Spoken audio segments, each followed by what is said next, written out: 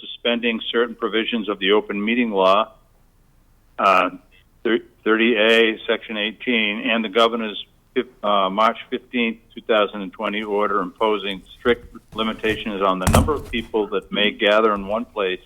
This meeting of the Sturbridge Conservation Commission will be conducted remote via participation to the greatest extent possible. Specific information and general guidelines for remote participation can be found on the town's website. For this meeting, members of the public who wish to listen and or watch the meeting may do so either online via the town's demand video broadcast, on cable television, on channel 191, or dial into the meeting at 774-304-1455 and enter 1428 pound for the meeting number and 12345 for the access code. The number will be only active during public meetings. No in-person attendance of the members of the public will be permitted, but every effort will be made to ensure the public can adequately access the proceedings in real time via technological means. In any event we are unable to do so, despite best efforts, we will post on the town's website an audio or video recording, transcript, or other comprehensive record of the meeting, of the proceedings as soon as possible after the meeting. That being said, we have a quorum. Why don't we just sound off Steve Haldeman?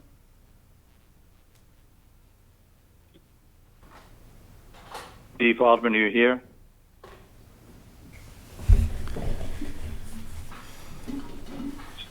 Steve Cadesser? Yep, I can hear you. I'm here. Dave Barnacle? Dave Barnacle here. Eric Gasper? Here, and I can hear you. And Steve Haldeman, you cannot hear me.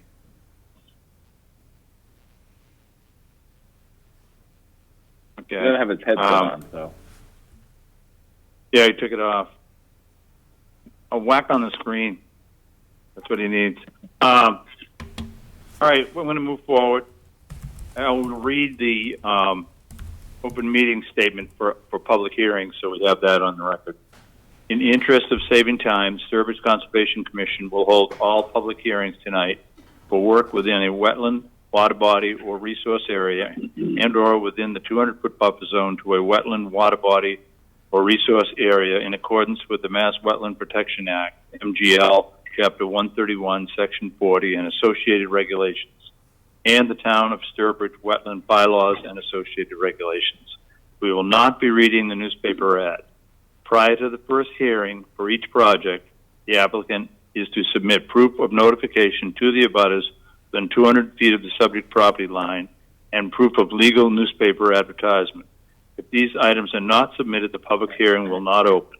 Additionally, prior to the start of each public hearing, we will announce the location of the project, the applicant, and the applicant's representative. All right, that is done. That said, we have a quorum check. That's done. Let's move to the minutes of October 20th. Do we have a motion to approve the minutes? I move we change.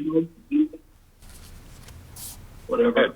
What was that? I'm sorry. Go ahead. Sorry, this is Eric. It's just a small change.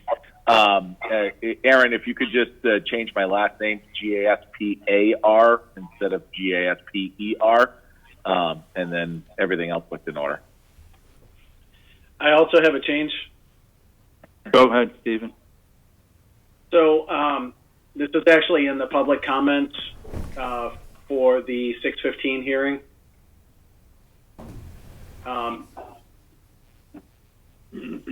It's the very last line of the public comments where it says, in February, a petition was shared with many community member regarding the 508 International Project. The petition was signed by many community members And I guess the rest of it's okay, but just to clarify that the petition was from multiple community members, This is not David Barnacle. I've got to indicate that Steve Boltman is seen but not heard in the meeting. Okay. All right. Any problem with that? Do I have a second on the motion? Second. Steve Alderman, I'll second it. All in favor? Motion to approve it, all in favor? Eric Gaspa, yes. Okay. Steve Alderman? Steve Alderman in favor. Stephen Chidester? Stephen Chittister in favor. Dave Barnacle? David Barnacle in favor. And Ed Goodwin in favor. I think that's everybody. All right, so we are now at 6:07. Do we have any walk-ins, Becky?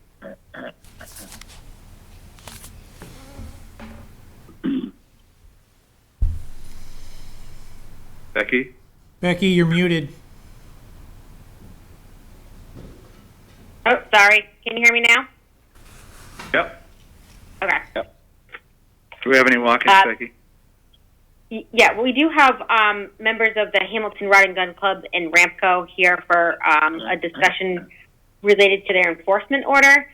But just to state this before we move on, our 6:15 public hearing for 118 Paradise Lane, that needs to be postponed because we don't have the legal advertisement wasn't submitted in time for this. So we are, just so I'm going to get it out of the way, we're postponing that to our December 1st meeting, and they will be scheduled for 6:45. All of our other new public hearings have submitted the required legal ads and the butter notifications. So moving forward, this was an item under old business. Since we had a gap in the beginning of the meeting, we did ask Hamilton Rod and Gun Club and Ramco to come on early so we could go over the enforcement order for the update on that, where that stands for 24 Hamilton Road. And I'll let them go into that in a moment. But just to remind you about this, in January of 2019, you issued an enforcement order for this site. A lot of erosion and sedimentation coming off the site related to the gravel operation that was on the site. So we've been working with them. They've been working to implement the final stormwater management plan on site, which was for the closure of the gravel operation. This summer, they submitted some as-built plans and had an engineer go over the implemented plan. There were a few items that were noted for recommendations to be put on the site. Some things included like outlet control devices, some pitching of the road, and then relocating one of the discharges from the catch basin to the dispersion pad. So, and some final site stabilization. So, since that last site visit that we had, they've implemented all of those recommendations, and it appears that the site's been well stabilized. So, the point we're at here is the commission happy with what they've done to address the enforcement order on the site? And then also just a reminder, they did submit for orders of conditions, local orders of conditions for the completion of a portion of that project, which was in jurisdiction. And we will be working with them to get a request for certificate of compliance in to work towards closure of that permit as well. Kevin or Jonathan, is there anything you want to add?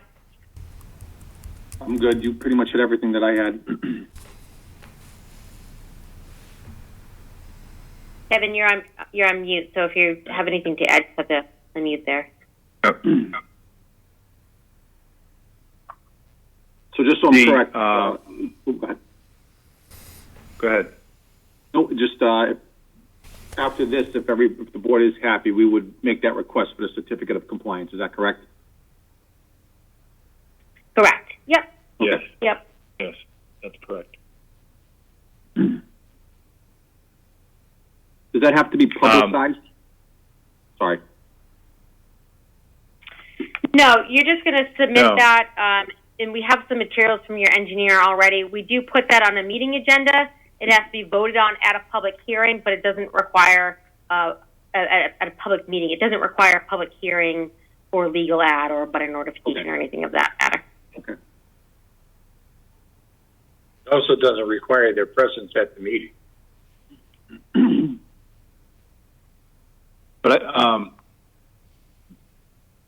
I'd like to get a motion on the enforcement order to approve what's been done. Hey, before we Go ahead. do that, Mr. Chairman, I Yep. took a site visit on that site about 2 weeks ago, and it was after 2 consistent days of very heavy rain. And I made 3 observations that I reported back to Becky for the trip report. First observation was that the vegetation had taken quite nicely. There did not appear to be any bare patches, especially on the steep slope. Second observation I made was at the side areas on both sides of the drive were, although wet, they were not running with water, and they had not started making any kind of erosion. And the third notice that I made was that 2 of the 3 detention basins were relatively dry, and that was after 2 days of really heavy rain. The third detention basin, the one that's over toward the clubhouse that you see when you first drive in, that always has 3 to 5 inches of water in the bottom of it. And again, after very heavy rain, it had 3 to 5 inches of water in the bottom of it. So it would appear to me that everything is functioning the way that we had requested on our order of condition. Okay. Any other comments? David, was the water transferring from as you face it, from the left to the right with the new pipe in? That's what it looked like. It had done that already. It was not running when I came there. Okay. So I'd like to, remove the enforcement order.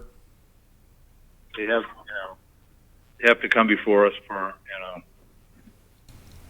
a final as-built. But I think we can remove the enforcement order at this time with a vote. Do I have a motion to do so? So moved. Steve Haldeman. Eric Gaspar. Do I have a second? Okay. Discussion? Seeing none, I'll take a vote. Eric? Eric Gaspar, approve. David? David Barnacle approves. Steve Haldeman? Steve Haldeman, I approve. Stephen Chidester? Stephen Chittister, I approve. And Ed Goodwin, I approve. Thanks, Jonathan. Thank you very much, gentlemen. Have a good night. Yep. Take care. Take care. Thank you, folks. Appreciate your help. Yep. All right, Becky, we are not at 6:14. What do we got to do, Beck? I have a couple things. We should do the meetings. Big CPA. Oh, the committee updates? Oh, okay. Committee updates. Well, CPC, I can give you an update. We haven't had a meeting. We're having one the end of this week. End of this month. So that's Yep. Anybody else? Nothing on like The Trails Committee had a glitch for last Thursday's meeting, and therefore they're having their meeting tomorrow at 4:00. But Becky had talked to us at the last meeting about the wetland delineation that was going to take place at Heinz Farm. Did that take place, Becky? It did take place on Friday, as far as I know. I unfortunately, I didn't have extra time to take off to go to that, so I ended up skipping that and working in the office that day. So as far as I know, it did happen. And I haven't heard back on him how it went. Okay, so we will get a report from them? I believe so. Thank you. All right. And I won't ask you, Eric, right? Nothing.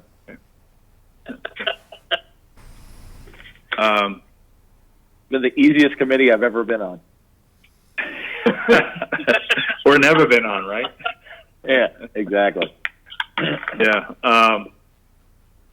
Becky, what else have we got that we can work on while waiting for 6:30? So under new business, there is a Chapter 61A right of first refusal request that we've received for 44 Allen Road. I did provide you with those documents in your packet to review. What it appears to be a small portion of that parcel, which they're looking to acquire to add to an adjacent parcel. So I think it's approximately less than 9,000 square feet to take out of the chapter land to be added to another property. The rest of the property would remain in chapter land. I don't see any concerns with that small portion of the property being removed. Discussion, Mr. Barnacle? I have no discussions. I've been on the land. I don't think that the town would have any use for it. It's basically hilly and very well treed. Okay. Mr. Haldeman? I agree with Dave. I don't think we would be able to use it. It's not connected to anything that we could use. So they need it on that other property. I can relate. Stephen? Yeah, I don't have any further comments. Eric? No concern. I don't have any comment. Jeff, could we see if anybody in the audience would like to speak to this? Sure. Okay.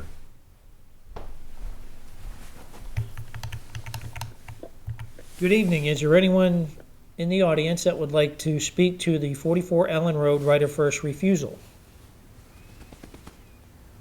Is there anyone on the public line that would like to speak to the 44 Allen Road right of first refusal?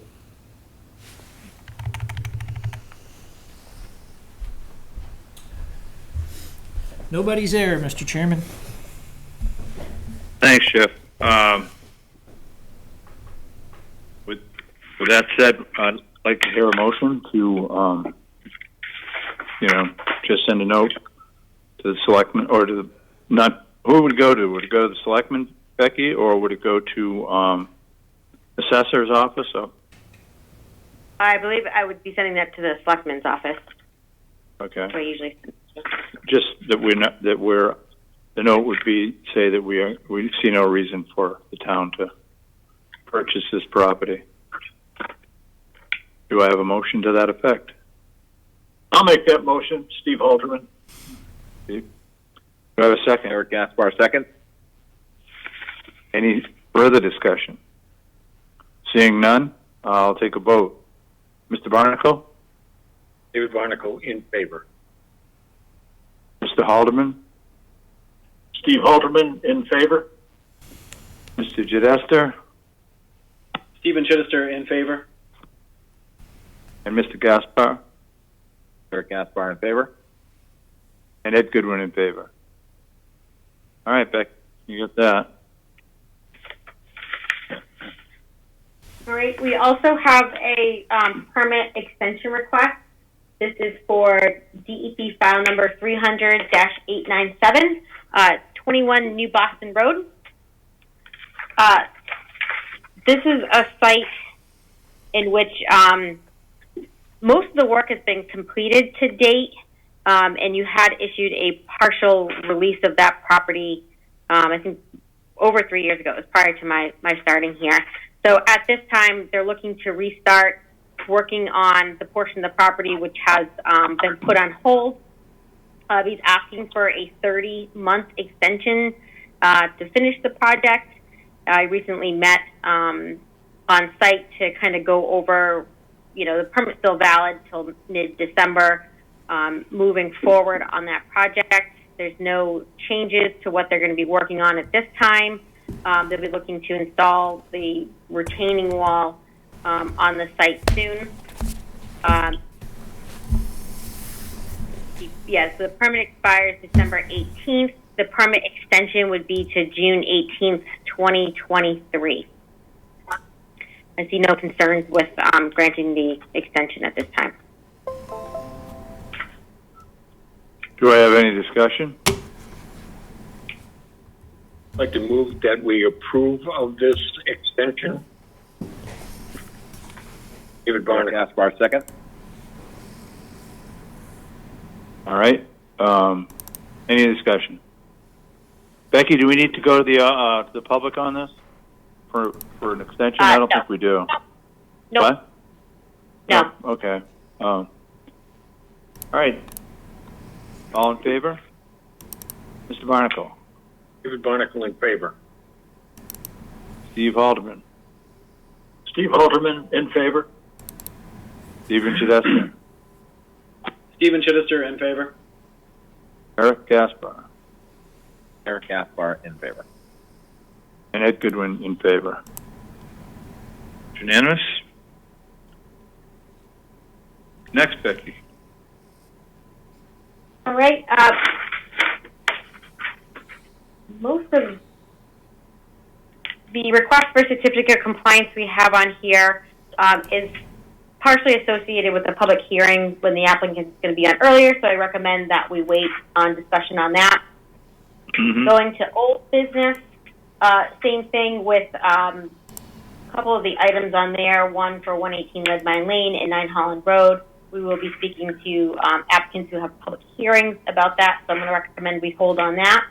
We already discussed the 44 Hamilton Road, and then the other old business would have been DEP file number 300-1021, 30 River Road. We just received the site plans on Thursday the 12th for that, and those are electronic with the drainage analysis. We did receive yesterday hard copies of those plans for you guys, and what we decided to do was to put this discussion on hold right now because the next thing needed for a productive discussion would be a site visit. So I did work to schedule a site visit for that, so we're going to move this item to our December 1st meeting agenda, so that way we can perform a site visit in the time between, and then you can review those plans. So there are hard copies that we can pick up to look at? Yes, we did receive hard copies yesterday. I did request those for you. The building is closed right now. We do have kind of a drop box and container out by our back door. I can leave copies there for you, or we can get them to you if you can't make it here. So just let me know. All right, great. All right, everybody will make arrangements with Becky to get a copy. I don't Right. want a copy. All right. What? I do not want a copy. You don't? Okay. It has a note on it that's disturbing. All right. All right. I have a couple. We have 6 minutes to the next hearing, or the first hearing that we're going to have. Before you start that, Mr. Chairman, can I ask a question about River Road? Sure, go ahead. My question is, I think that this would best be handled by Becky checking with either one of their engineers or one of the engineers at DEP. But on page 7 of their Pine Lake report, it talked about a TSS of 80%. And it was my impression, and that's on page 7 again, and it was in 2 different places that it talked about a TSS of 80%, and they exceeded that. It was my impression that since about 5 or 8 years ago, the state has been looking for 88% TSS removal. I'd appreciate if we got some clarification on that. All right, Becky, could you take a note on that? Because I don't want to get into a discussion because it's not on the agenda for tonight, and we want the applicant involved if possible. So, but we'll get you an answer on that. Yeah. Yep. Okay. Any other questions, David, on it? No. All right. Great. Thank you. And we are now at 6:26. Yep, I just have a couple other things to update you on while we're waiting. I did check with everyone. Just a reminder, we are going to move the site visit scheduled for next Tuesday to Monday, November 30th. I will send out an email with that schedule. Eric isn't available till 10 a.m., so I'm just going to recommend that we start at 10 a.m. versus the 9 a.m., if that's okay. And I'll email that out to everybody. We only have, I think, 3 site visits at this time, so it should be relatively quick, hopefully. So 10 a.m. On the 30th, and we'll meet where at Camp Road, I'll send, 30 River Road?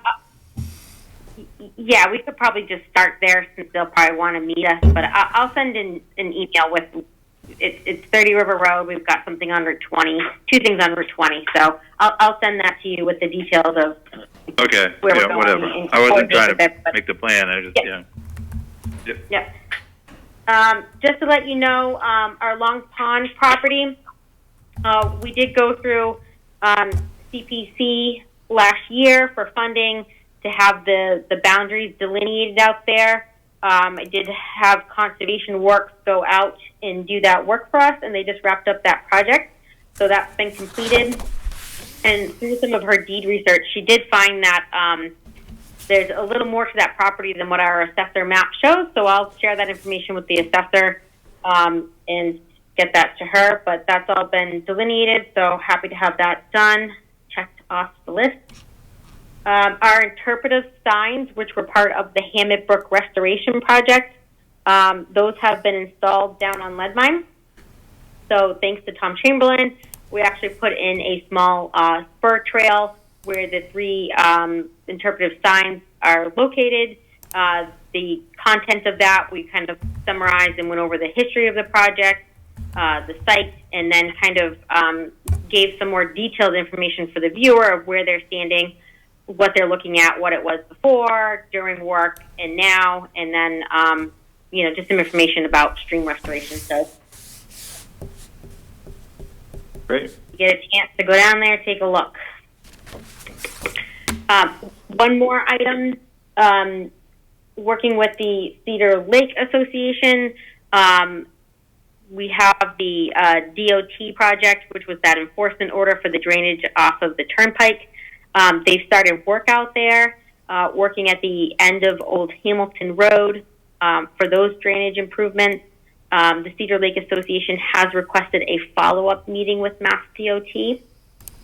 We tentatively have a meeting scheduled on December 8th with Mass DOT, representatives of the Cedar Lake Association, Ann Goby, and maybe some other individuals, just to kind of check in to see where the project's at. I don't know if anyone or 1 or 2, it's going to be a Zoom meeting, may be available to attend in addition to myself, and Jeff will be there too. It's going to be at 2 o'clock on December 8th. I can make that, I think. Can you just send a note out on that? Yep, I'll send an email out in regards to that. December 8th to the committee, and yeah. Okay. All right, we are now at 6:30. All right. 200 Leadmine Road, Heinz Farm Conservation Land, request for determination of applicability, Town of Sturbridge, owner applicant, and removal of dilapidated structure. Go ahead, Becky. All right. Jeff, can you allow me to share my screen, please? Yep. Oh, hold on. Thank you. So this is an RDA which I've filed for our own project. This is a portion of the demolition project of some of the last remaining structures on our conservation properties that we need to have removed. So a few years ago, I was tasked by the former town administrator to identify, locate, and remove some of these remaining structures which are considered to be a hazard and a liability for the town.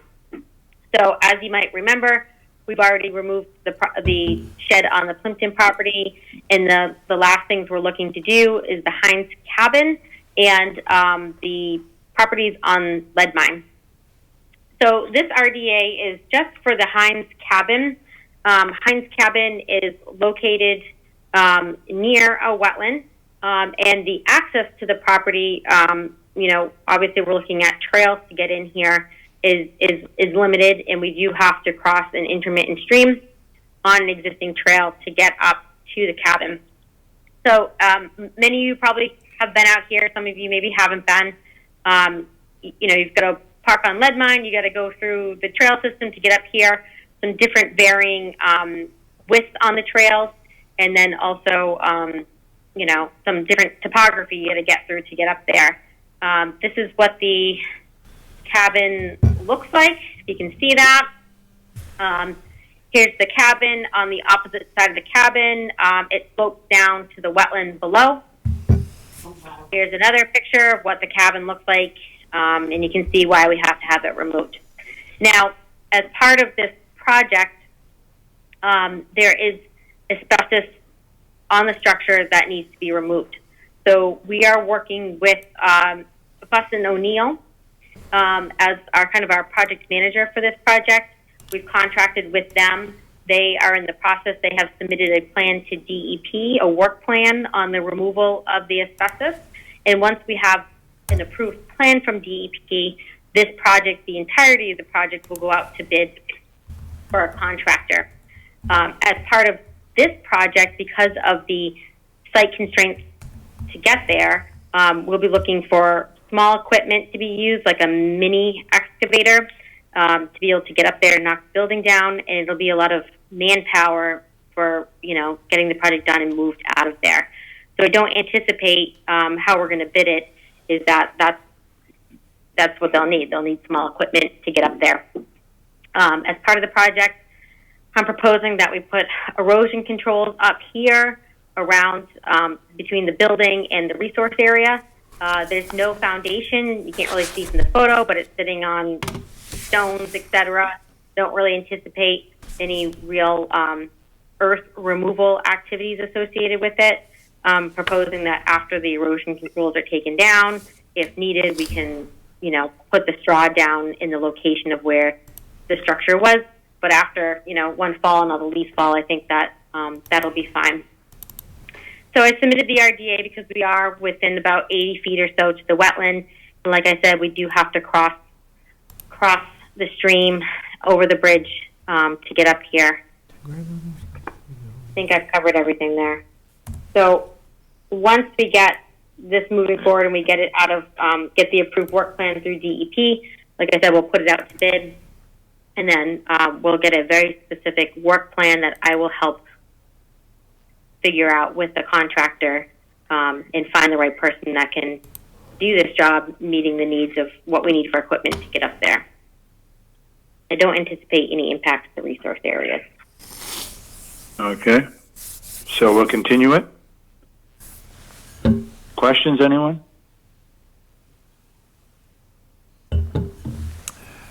Seeing none. Jeff, do we want to see if there are is anybody in the public that would like to speak on this?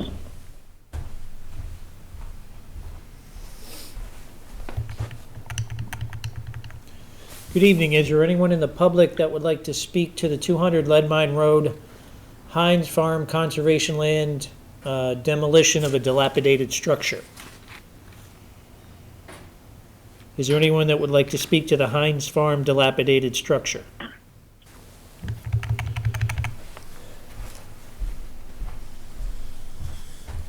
No one's here, Mr. Chairman.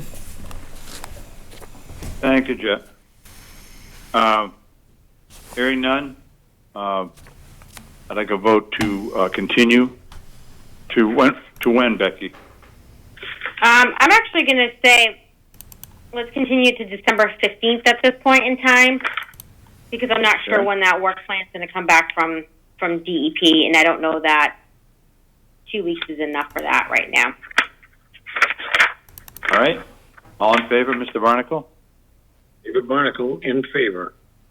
Stephen Chidester? Stephen Chittister in favor. Steve Halterman? Steve Halterman, in favor.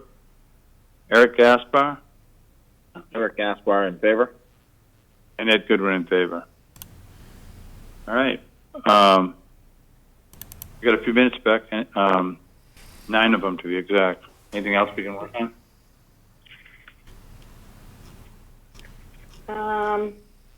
Well, so just to add, we'll continue. It's going to be 6:15 at December 15th. No, I mean, Okay, most of the stuff that we have on our agenda here tonight is our public hearings,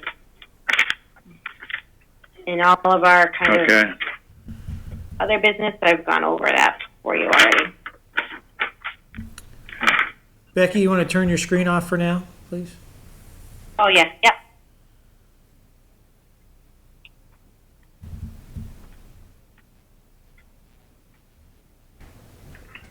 There you go. Thank you. All right.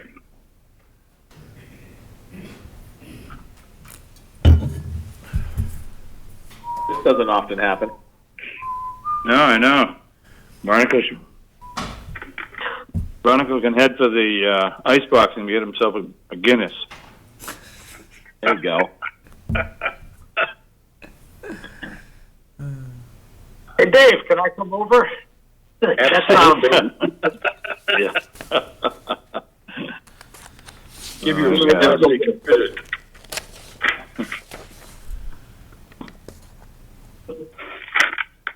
Actually, our next meeting, being the December 1st meeting, is that when our new rules for notification and having submissions go into place? Does that sound right? Yes.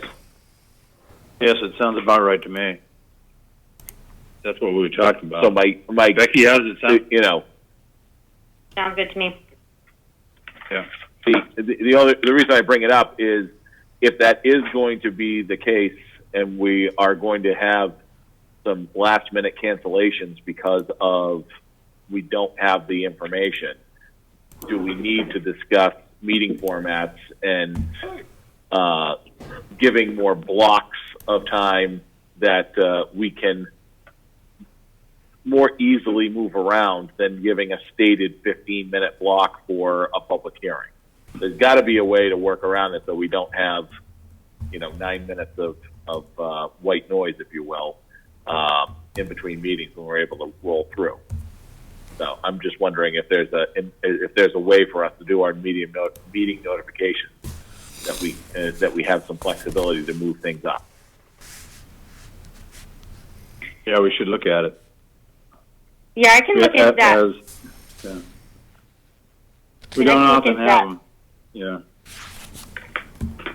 No, Usually but we get if we're way going to behind. start removing, but if we're going to start removing public hearings because they don't have the proper notice to us, then the potential of that happening is going to be greater than it has been in the past. The only thing I can think of is we front load with the public hearings and back load with any other miscellaneous business that we have as hard as we can. That's the only thing that comes to mind. So we just jump right into the public hearings. But we practically do that now. Yeah. I guess the question is, do we have to give a specific time, and do we have to adhere to 15-minute blocks? Or No. That'd be a yes and a no. Yes, we have to give them a time, and no, we don't have to give them 15 minutes. Well, there's Okay. a variation to that theme. The variation is that you can give them all like 8 o'clock and tell them on the QT, but you have 3 people that are coming in at the same time as you. Now, that means that they know that it's 8 o'clock, and sometime after 8 o'clock, when somebody else has already had their turn, they will come up for discussion. But oftentimes, that makes the engineers really nervous because sometimes they're trying to pack 2 meetings in 2 different towns on the same night. Well, and they're billing their client for that time. They're waiting on the line, you know? Yep.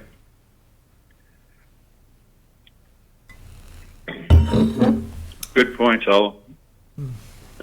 Eric, it was nice when we had the flexibility because if the 21 days ran out, it didn't matter. They could keep going. Right. But Charlie Baker just changed that, as you know.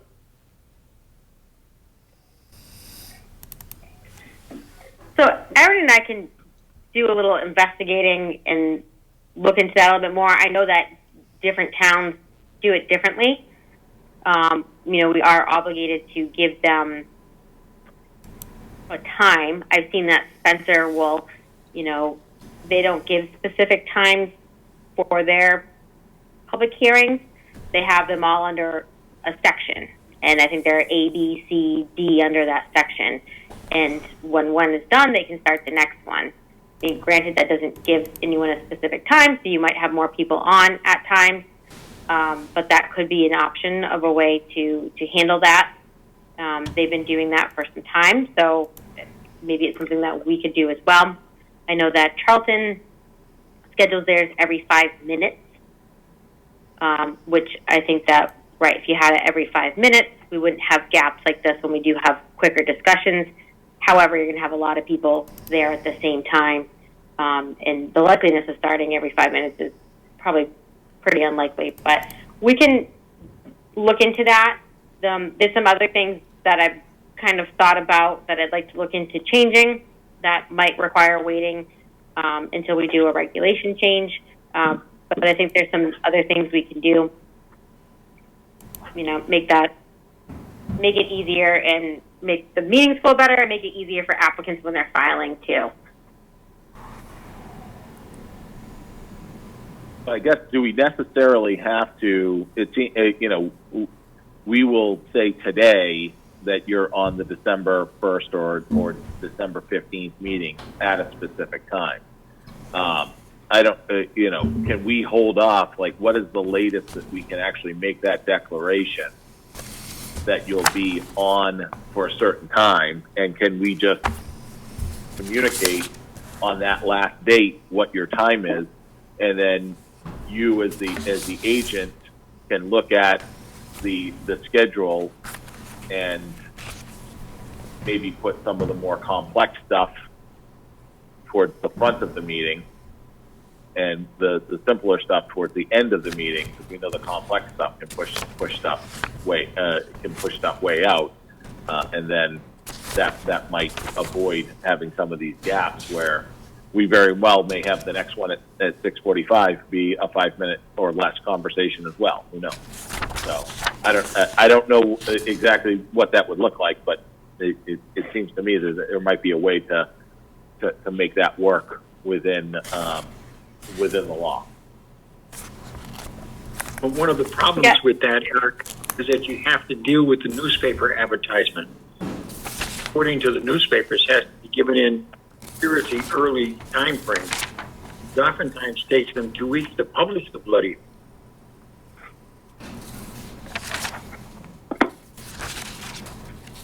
All right, we are now at Okay. we're at 6:45. It's 202 Lake Road. W. Stearns, request for determination of applicability, owner and applicant. W. Stearns, owner applicant, Len Jalbert, representative, retaining wall repair. Lenny, you out there? Yes, I'm here, but, you know, I know it was advertised for retaining wall repair. I think that's a little overdone. Where what we're doing is we're actually taking the existing retaining wall and just pointing it to take out the areas that were washed out on the wall due to wave action, and to fill in the displacement of the concrete within the wall itself. And the wall's not going to be changed. It's going to stay existing as is, with no changes whatsoever, other than repointing the wall itself. And the wall actually itself is roughly 100 feet along the water, and derogating or removing anything outside of that wall, just the wall. Period. Any questions, I'll answer them. Okay. Becky, you have anything? Just to add, so you're familiar with this site. It's 202 Lake Road. It does have an open order to conditions. Everything looks good out there. I've been to the site multiple times. We're just waiting to close out on that order for another growing season. So I have seen the wall, and I think Lenny did clarify it's a repointing of the wall. So I guess the repair is a repointing. So that's fine. This is an RDA. I don't see any concerns with the repointing moving forward in this process. The scope appears sufficient to proceed this way. All work is proposed during lake drawdown. I would recommend approval. It would be a positive 2B, a positive 5, and a negative 3. The conditions I would recommend would be that work occurs only during drawdown. Temporary erosion controls are in place below the wall during the repair work. And I also recommend adding a drop cloth or something similar below the wall on the land underwater while they're doing the repointing, just to make cleanup easy there. That's all. Sounds good. I'd like to make that motion, any discussion? Mr. Chairman. David Barnacle. I think we go through the numbers. Yeah, we're going to have to do the public and close the public hearing. So, any comments from the commissioners first? Seeing none, I'd like to go to the public. Jeff's on already. Good evening. Is there anyone on the line that would like to speak to 202 Lake Road, retaining wall repair or repointing? 202 Lake Road, retaining wall repair, repointing. Is there anyone that would like to speak to that application?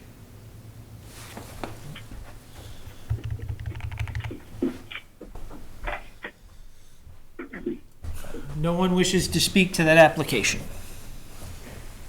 Thank you, Jeff. I'd like a motion to close the public hearing. So moved. Eric Gaspar. Okay, second. Steve Halterman, I second. Steve Halterman, second. Any discussion? All in favor? Eric, you can start. Eric Gaspar in favor. Steve Halterman. Steve Halterman in favor. David Barnacle. David Barnacle in favor. Stephen Chidester. Stephen Chidester in favor. And Ed Goodwin in favor. All right. This is David Barnacle. I'd like to make a motion that we approve of the determination of applicability for 202 Lake Road, the orders of conditions as indicated by the agent. Do I have a second? Steve Halterman, I second. Seeing a second, we'll open it for discussion. Any discussion? Seeing none, we'll vote. All in favor, Stephen Chidester. Stephen Chidester in favor. David Barnacle. David Barnacle in favor. Steve Halterman. Steve Halterman in favor. Eric Gaspar. Eric Gaspar in favor. And Ed Goodwin in favor. All right. We are now not to 7 o'clock. So, Can we go back to the discussion that Eric had brought up, please? sure. Is Lenny Jalbert still on? I'm still on. Lenny, how long does it take from the time that you issue a indication to the newspaper that you'd like to announce a public hearing until the time that it actually gets published? Roughly 72 hours. But the issue there, yeah, so Dave, they have deadlines. So they tell us what their deadline for the submission is. So if they post the newspaper publishes on Thursdays. Their deadline is usually the Friday before that to get that in. Now, we have a deadline to get on the meeting agenda as well. So we get it, we draft the legal ad, provide it to them, they send it to the newspaper, they have to get it there, but they have to have it in the newspaper for the 5 days prior to the public hearing. So technically, they're publishing in the newspaper 2 weeks before the meeting is the way it works, or a week and a half before the meeting. So that kind of dictates meeting that obligation of being in the newspaper for enough time. So that's part of it too. Now, one thing I'd like to look into, and I kind of mentioned this before, is I'd like to look into, I mean, it's a lot of work in the office to do these individual legal ads for each public hearing. I've seen that some towns will just do one, or they do them for the persons. Like, look at our first public hearing got postponed because they didn't get it to the newspaper in time, and then we have to follow up with them. Sometimes we then have to draft them a second one, so they rush it to the telegram. It's a lot of work. So it's something that we're talking about in the office and seeing, you know, are there other ways that we can do things that will not only help the applicants, but help us for the meetings and how that relates to the times, which Eric brought up too. So we're starting to look into that, and I'm hoping that as things kind of start to slow down this winter, we'll have some more time to work on that. Some of those things might require like a reg change, but within our local bylaw, so that all has to get looked at on how to change that process. In the interim, I mean, if the commission wanted, we could schedule these at closer time periods, 10 minutes or 5 minutes, to try to see how that flow might go better. It might cause a lot of people to be on the meeting at once. I mean, luckily they're virtual at this time, so people can, you know, not have to drive here and sit and wait. But we could try that as an option if you'd like. We do have public hearings already starting to be scheduled. Well, yeah, we've already passed our deadline for December 1st meeting, so we already have 2 new ones on that meeting. But it is something that we could start, say, the new year. At the next meeting, one of the things we're going to bring up is talking about the meeting schedule. I talked to a couple of you on our last site visit about looking at meetings for the next year and how we want to move forward with those. So, I mean, I have that scheduled on our next agenda to take some time to discuss next year's meeting schedule and how we want to do that. Okay. The other thing hopefully we're going to get out from underneath COVID in some reasonable amount of time. I don't know what, but I mean, that would change things too.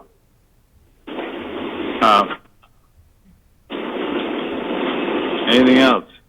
Yeah, I'd like to add one thing. The thing that really changes is that the Southbridge News for publication basically is on Thursdays only. Therefore, you gotta let them know the following week.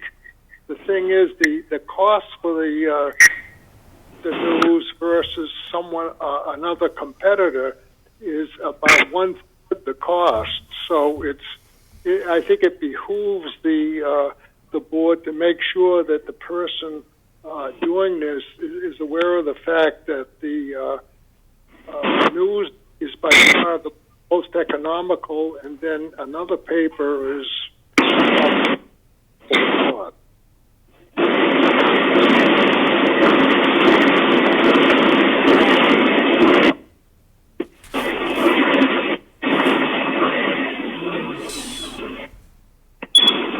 Evan Silverberg, where's he? I'm right here. Evan, I'm going to mute you for now because we're getting feedback from your phone. Can you hear me, see me now?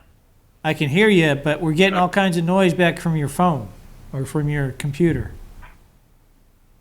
No, well, sorry about that. Okay. I know what it is. Let me move.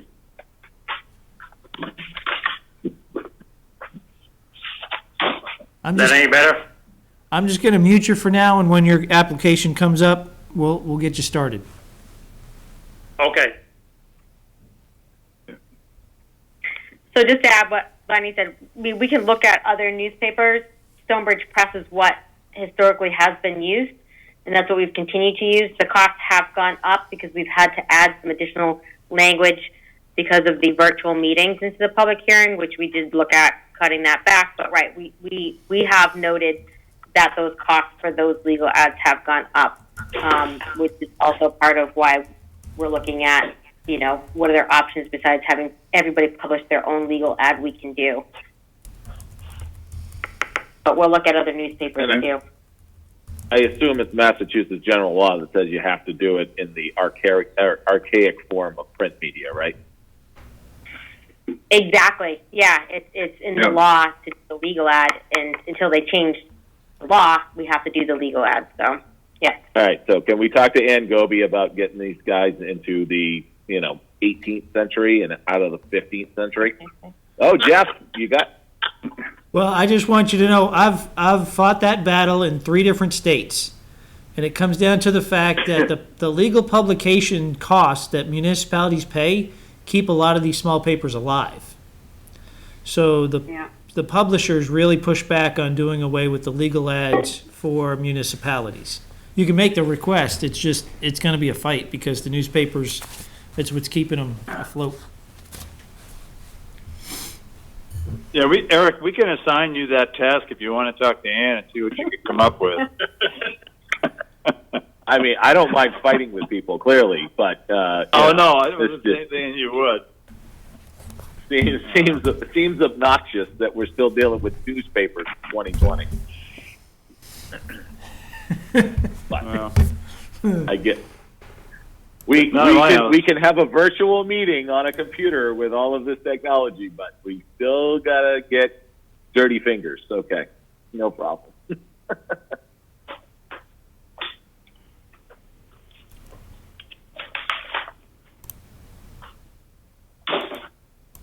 All right, we got 2 minutes.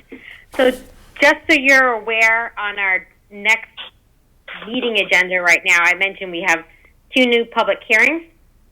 One is a request for determination of applicability, and that is for a property near the junction of Hall Road and Charlton Road. They want to see if the site is subject to the State Wetlands Protection Act and our local bylaw. So we'll do a site visit out there. And the other item, what is it? Oh, it's 501 Main Street. And that is a new parking lot that the town is proposing. And that's across from Enrico's. We had an RDA there already for when they had to, they took down the buildings and removed the asphalt parking lot out there. So that's the new hearings we'll have on our next meeting. Right. Good. All right, we're at 6:59. You've got. Can you light Mr. Silverberg up? Well, he's Are you there? He's there. Yep. All right, he's on. All right. I'm on. Evan. Can you hear me? Can you see or hear me? I can hear you. I can't see you. Okay, I'm hitting the wrong thing here. As long as you can hear me, I can see you. Here is good enough. 26 Mount Dan Road. Yeah. Evan Silverberg, notice of intent, DEP file number 300. Do we have a number now? Yeah, yes, we do. Yep, that actually came in yesterday evening. It's 300-1082. That's what I have. Well, that's good. We got the same number. Continued from October 20th, 2020. M. Nunheimer, owner, applicant. East Silverberg representative, rebuild a portion of the shoreline retaining wall and an upland retaining wall repair. Yep, Okay. that's correct. All right. So Becky, All right. what do you say? Yep. So right, DEP did issue a file number yesterday. I did contact them to see if they could get that out for us. So they were kind enough to review that. The only comment that DEP had was the one that we've been seeing lately about reminding applicants of their responsibility, just to check with the DEP Waterways Program for any Chapter 91 permitting that may be required. So I will add that as a condition in the permit. We did do a site visit out here before the last public hearing. Like Ed mentioned, there's 2 walls. One's an upland wall to be repaired, and one's a shoreline wall. The shoreline wall is about 15 feet of repairs they will do. I would recommend at this time that we can approve this project and issue orders of conditions. The recommended conditions beyond our typical conditions we add in there would be that work on the shoreline wall only occurs during the lake drawdown. Drop frost and erosion controls are located in the wall in the work area. Doesn't appear that there's any equipment that'll be used on this, but no equipment is to be located below the shoreline retaining wall, and stockpiling should occur in upland areas, and any loose material should be encircled with erosion control. And that's all. Great. Any discussion? No, everything she said is pretty much just what's going to happen. There's not going to be any equipment down there. It's just take it apart and rebuild a portion of it. There's not, there's no any heavy equipment that's going to be in the water, anywhere near the water. Okay. Mr. Barnacle, anything? No, that was the question I was going to ask, was about equipment being down by the water. Is it going to be done by hand, Eric? It's going to have to be, yeah. It's not that big of a project. Both areas, I believe, would be, with the help of probably 2 to 3 days in each area.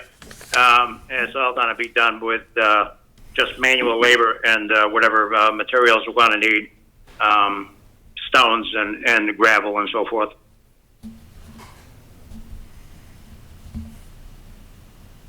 The corner, I did provide a picture of it. The corner of the wall is the one in question. That's getting worse, and that's what we want to take down. I haven't been over there in a couple of days. I haven't seen if the water's been drawn down or not. If it is, it's going to make it a lot easier. So now, as soon as the water is drawn down, then that's certainly the time we want to do it. And then the other part is up near the house. That's not in the water. That's 62 feet away from the water. And again, there's no equipment there either. It's take it apart and relay it up is basically what we're doing.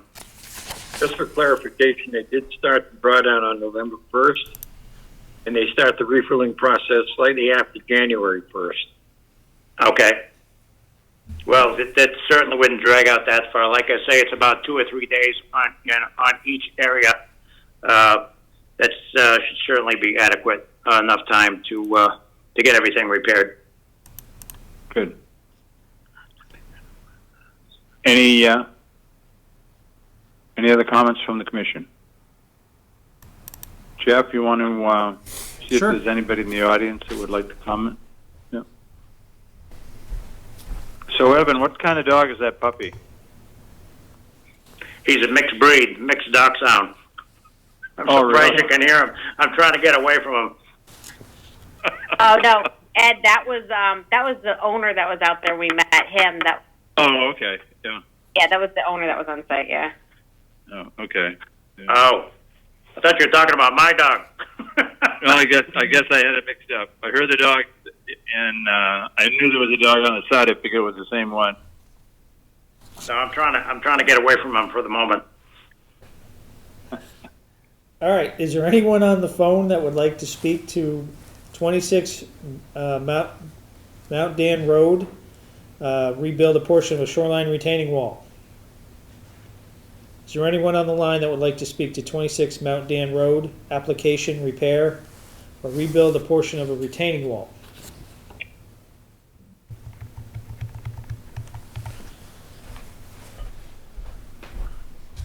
There is no one who wishes to speak to that application. Thanks, Jeff. All right. Mr. With Chairman, that, I'd like to make a motion that we close the public hearing. Do I have a second? Eric Gaspar, second. Discussion. Seeing none, I'll take a vote. Eric, how do you vote? Eric Gaspar in favor. David, how do you vote? David Barnacle in favor. Stephen, how do you vote? Stephen Chittister in favor. Mr. Halterman? Steve Halterman in favor. Ed Goodwin in favor. Do we have a motion? Mr. Chairman, I further would like to make a motion that we approve of DEP file number 300, 1082?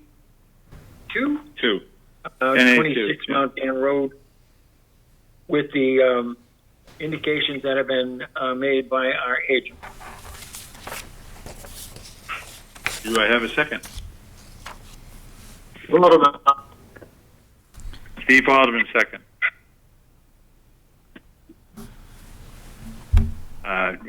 Any discussion? Seeing none, we'll vote.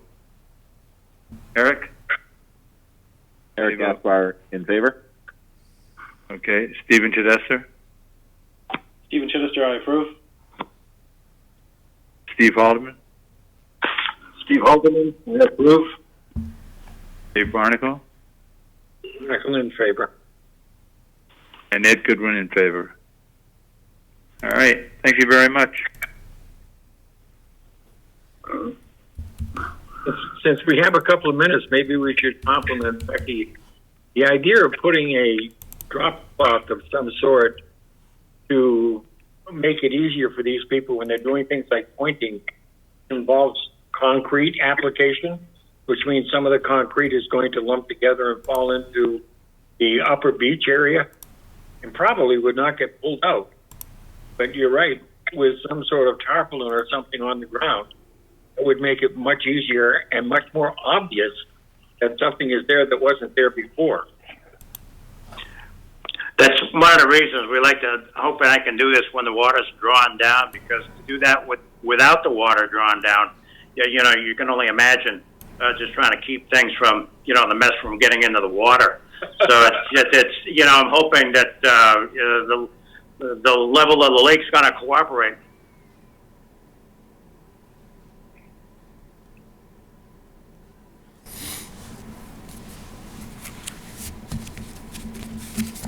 All right. We are waiting on time again, huh?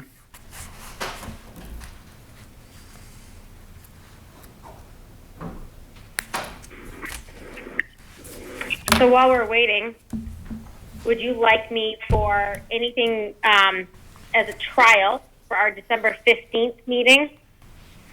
Right now, we just have the Hines continuation that we scheduled for 6:15. Would you like to try to space those at smaller intervals and see how that goes? Or every 5 minutes or every 10 minutes? I would think 5 minutes would be too short. I would try 10, push it back to 10. 10 minutes. And Okay. front load, and other comment that I think Eric made was front load it with the more complex projects. If you think it's going to take a lot of time, put it at the front rather than at the back. Yeah, well, right. The hard part about that is when people file, we give them their legal ad. So we'll have to think about, do we wait and give everyone their legal ad when we finished our deadline? We also have continuations, and depending on when we have the meeting, that dictates when the continuations get put in. Sometimes, like this last meeting, because we had some time in between it, we've got new projects, we've got continuations, and then we've got new projects at the end. So it's not always that easy to do it that way, but I think that we do some investigating and think about how we could maybe change some of that. Maybe we can make it easier for people with the legal ad responsibility, and then also in that process of doing that, make it easier for us. So I will work on that, and I will see if that's possible for the December 15th. As of right now, like I said, we don't have anything new on that one. And if we do, we'll work to kind of see what we have for continuations and how we can kind of fit that in things into the schedule better if possible. Okay. Now, Evan, did you have a question? I see you still waiting there. No. Okay. No. Go ahead, Becky. I'm sorry. Yeah. Oh yeah, Evan, we're all set with your public hearing. You guys are approved, and we'll issue a permit for that, so you don't have to stay on any longer. Yeah. Okay. Okay. All right, thank you. I need to put up a DEP, the sign with the permit number on it. Yep. Yes, We okay, can. I'll do that. Yeah, we can talk offline about that too. I can give you the details Okay. of the permit, etc. Yeah. So. Okay. Okay. All right, Very thank good. you. Thank you very much. Thank you. Do continuations have to have a time slot? Well, Yeah, There's not a required notice. right. If there's any abutters that are on the meeting, listening, at the end of it, we always give the date and time of it so that way they know. Do we have to do it at that point? Can we say, please refer to the agenda, which will be posted on such and such a date for this specific time? I can check into that. I don't know the specifics of that, but I can find out because it's the idea is, right, if someone's in a butter who's been notified that wants to know about the meeting and they're on here listening, that's when they would get their notification of, right, it's been continued and the date and time. So, I mean, I'll look into that a little bit more. The problem, as I see it, is that it's not necessarily just the state law. It's also the Wetland Protection Act that says when you're speaking with the applicant and anything happens with the applicant that ends up in a continuation, you must give them a date and time certain. Now, the time certain can be with those 5-minute intervals, but it does say a date and time certain, and I would anticipate that also means when you're giving them a continuation. Yeah, I think you're right, David. Yeah. We are. No, we're not. We're not there yet. Yeah, people want to know when. Every now and then I'll get a call from somebody that wants to know when the continuation is. I think we have to have a date and time certain to be able to tell abutters when and where. I am. Well, this. One more minute.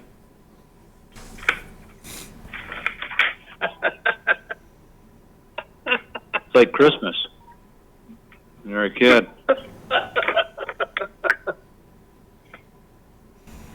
All right. Well, we're at 7:15, 27 Ladd Road. Notice of intent. DEP file number 300-1076, continued from October 20th. R. Jennings, 508 International, is the applicant. A. Silu, owner. O'Neill, representative. Revised project description, redesign of footbridge. Becky, you want to take it from there? Do we have a representative? Chair, this is Stephen Chittister. I'm recused for this hearing. Okay. Thank you, Stephen. Glenn Kowalski from EBT. Hi, Glenn. How you doing? Hello. How you doing, Chair? Fine, thank you very much. Yeah, so just a quick recap here. So this was continued from October 20th. At that last meeting, we discussed the project and some final things that need to be submitted. We had a bit of a discussion about submittal of a plan, and there was some confusion about a plan being submitted or not. So it was continued. On November 3rd, we received an updated packet with materials, everything kind of concisely put together in one packet, so thank you for that. Thank you. What was also discussed at the last public hearing with reviewing, I think Andy Baum put up the most recent plan, was looking at some property boundaries on that plan. There was a question about where the trail goes, where the question was the property boundary there. So I'm not sure if the project team has an update on that. And then I just wasn't sure, too. Just wanted to clarify the plan I noticed that was submitted in that packet was dated October 6, 2020. I thought when we had the last meeting, there was discussion about a later date plan. If I could, through the chairman, Mr. O'Neill should be there to discuss the ownership aspect. I did bring that to his attention to have him address it, that the trail does begin on the property and not out in the driveway. If that's, again, Mr. Barnacle, I believe, said that was a driveway in 1909 or something. So the point, Mr. O'Neill, I might ask, if you don't mind, through the chairman, Mr. O'Neill, are you there? Yes. Hold on, let me turn up the volume.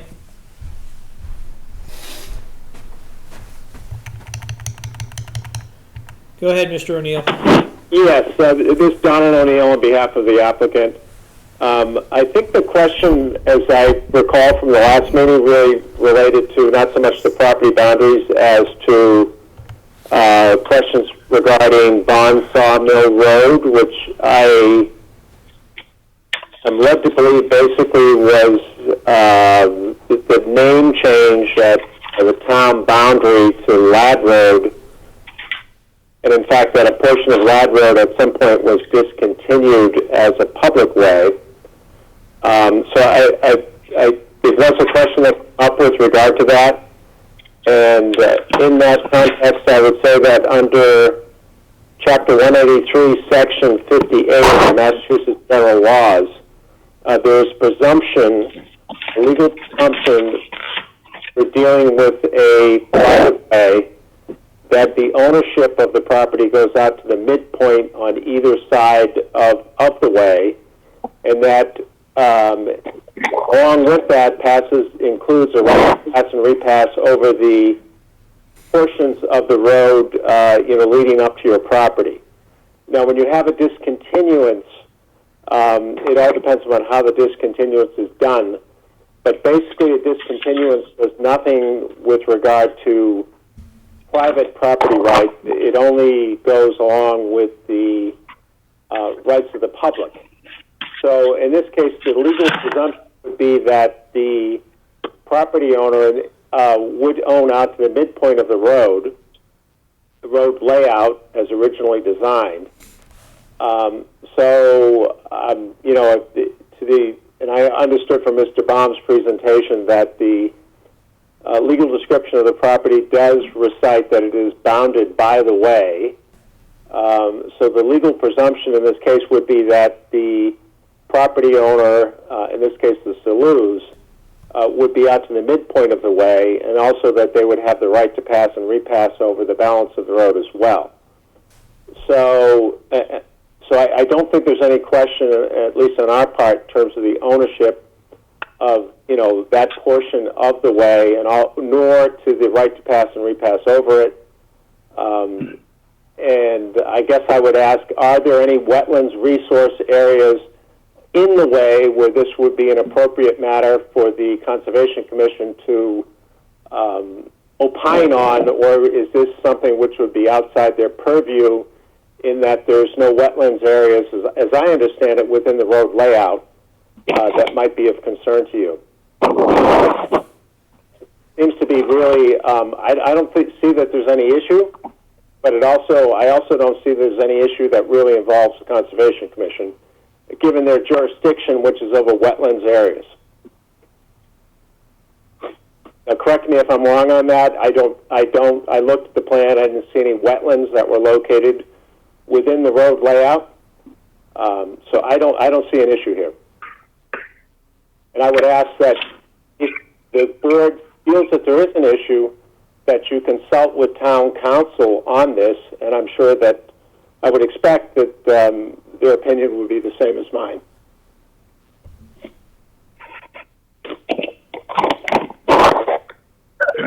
I guess I would just add, I mean, there is an intermittent stream that does run under the road and resource area there.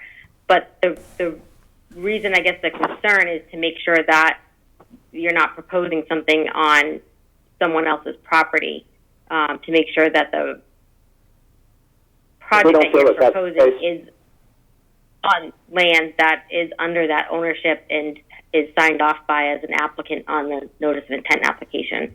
So the question just came up because that's not a road anymore. It was a decommissioned road. So just to make sure that any proposed project, know that the trail did cross over that road at one point and go onto another property, just to make sure that we know which property we're dealing with here. And then if an order is issued, to make sure that, one, that the project that's being proposed is permitted on someone's property that's signed off on the application and gets recorded on the appropriate property. Yeah, so the response to that would be that a discontinued road remains a right-of-way. So whether you want to call it a road or a right-of-way, as I say, the legal presumption under Massachusetts law is that the abutters own out to the midpoint, and in addition to that, they have a right to pass and repass over the balance of it. So there are property rights not only to the midpoint of the road, but also deeded, recognized property rights to pass and repass over the balance of the property, which gives that person the right to pass and repass, or at least absolutely no question with regard to the half of the roadway which abuts the property owner on that side of what had been a roadway. We'll call it a right-of-way instead of a roadway, but the effect really is the same. Is there anything that you saw or found officially discontinuing the road or the right of way? I understood that it had discontinued probably 50 years ago, more or less. So like the property behind my house, that's been discontinued because nobody's used it for 50 years. That's the kind of thing you're saying, because no, there's no discontinuation. The use or non-use is irrelevant. It's a question of action taken by the town, and generally when the town is no longer interested in maintaining the road and don't want the liability of maintaining the road or the expense of maintaining the road.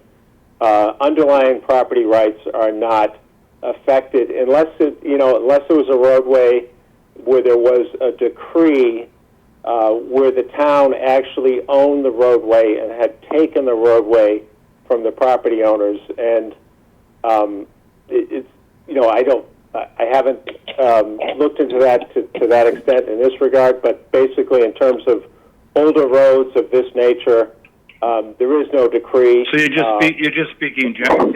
We don't need to really spend any more time, but you're just speaking generally on this. You're just talking about rights of way and generally, but abandoned roads. You have no idea. 85% accurate, I would say, in terms of road of this nature. I would find it highly unlikely that the town of Sturbridge actually did a decree taking where the town laid out the road with a meets and bounds description and actually took the road from the abutters, paid them for taking it, and then at some later date discontinued it. That the chances of that in this situation is 1 in a million. Yeah. Okay. And if that had been the case, when the road was discontinued, the owner of the roadway would not be the abutter who has raised this question. It would be the town of Sturbridge, because it would revert back to town because they took the roadway for a specific purpose. Roadways of this nature, given the age of the road, that is almost never, ever the case. Mr. Chairman, may I give some historical perspective? There is Go ahead, one David. document that indicated that somewhere around 1919, the road, Barnes Road, was discontinued. And my understanding was that part of that was because of the history. The land above Ladd Road, that is that Barnes Sawmill Road, was a dirt pathway. You could actually walk that dirt pathway, and I actually did it myself several times, where you can walk from Ladd Road, going up that driveway, all the way up to Brookfield Road in Charlton. But it was only a dirt track.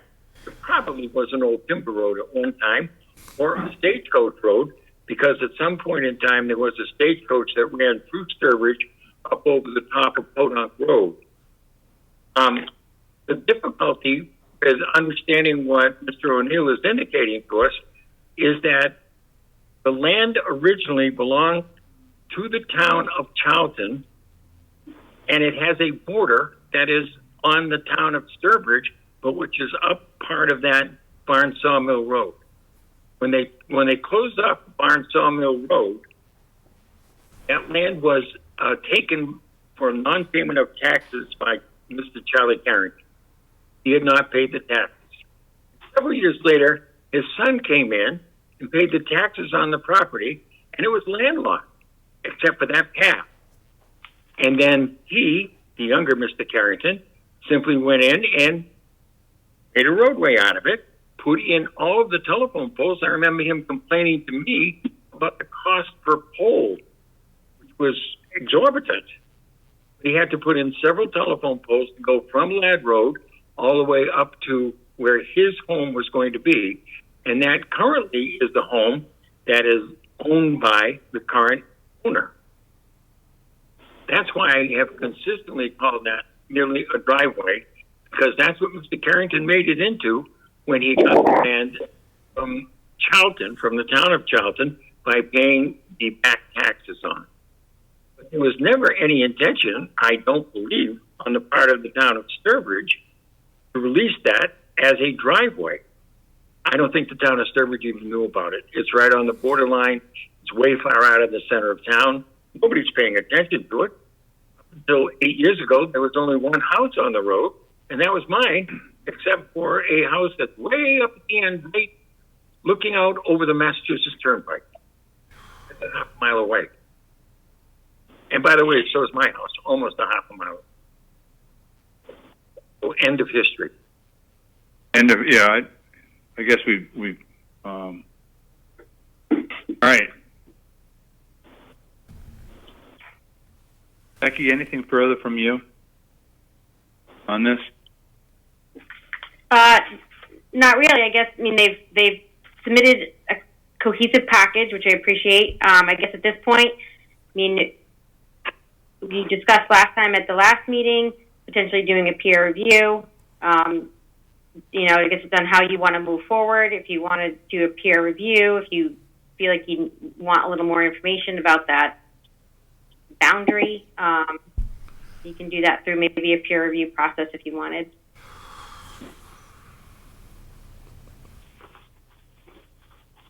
I really thought after this is David Barnacle. I really thought after our last meeting that we had an understanding from Mr. Baum that instead of going off the assessor's maps, that there was going to be some sort of lines of demarcation made to indicate exactly where the trail was going and where the town boundary lines are. And it doesn't appear that that's what took place.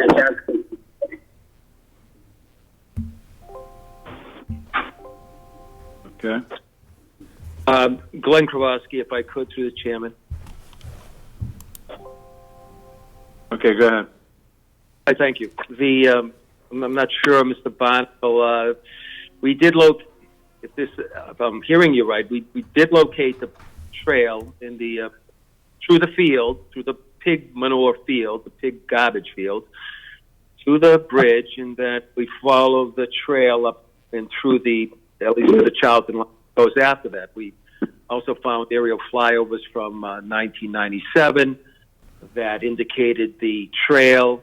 We took that 97 flyover we bought, historical, laid over it our survey trail, and it showed it to be on at least the part after the bridge going towards Charlton, not the field. It's hard to see in the field. In the woods, it was easier to see that white line for the trail. The 97, we laid over what we surveyed as a trail. It laid on directly on top of the same white line, so we were just indicating that the trail had been there. Even at the crossing, I went back last Sunday and augured the soil where the corrugated metal pipe was and found 10 inches of coarse sand gravel on top of, 12 inches of coarse sand gravel sitting on top of the old A horizon, the same color, the same A horizon, 7 feet up gradient of the bridge, indicating again that the farmer or a previous owner, at least prior to 97, had, and it appears from the age of that corrugated metal pipe, quite a bit previous, had put dirt in, put the pipe in, and over time that loose pipe, 8-inch, 9-inch, got clogged. Water goes over the top of it during storm events, washes the sand away. That's what left the pipe sitting there. And there's other rotted pieces of that pipe under the bridge itself. But the sand, in a peer reviewer, I left evidence on a stake with soil descriptions so any peer reviewer could see and investigate himself that this is older fill that the quote-unquote farmer had placed and put the pipe within it, and since then the sandy gravel flowed away. Lastly, sandy gravel that we found is not the same chili material that I'm finding on either side of the crossing, and clearly it is filled because it's sitting on top of an old A horizon. And again, that hole is open, ready for your peer reviewer to review to show that, and also that lighter white area on the 97 flyover is evident. It's wider, and it just indicates that. I also walked the trail. If any trees or any brush were cut along the trail to Charlton, and I found none. So I do agree that some machine, possibly a mini excavator, might have gone up through there because it was 7 or 8, say 1 foot to 2 foot diameter rocks that were pushed aside. So there's no doubt that there was something occurred there in more recent time, not cutting, not stump movement, but there were some rocks, 7 or 8. I'm sure the peer reviewer can count them because I did, and see that there was some movement of rocks that were in the trail. That's my last on that point. Thank you again.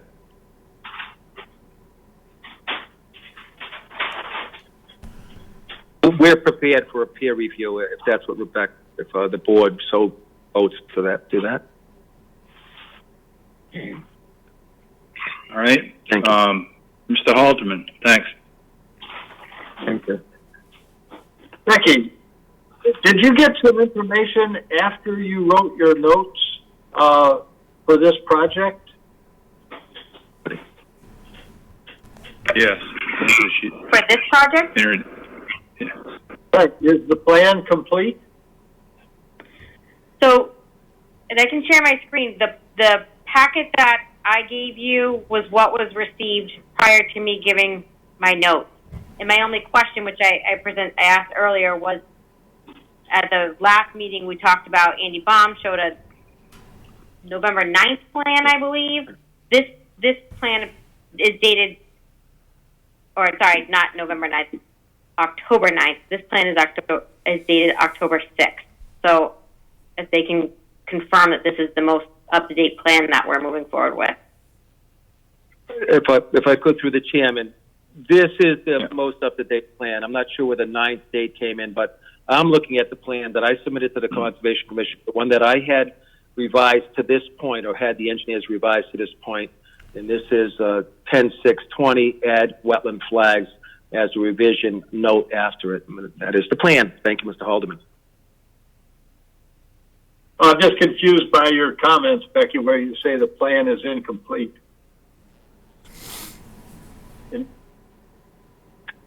Did you receive an alternative analysis that you are satisfied with? I did do that.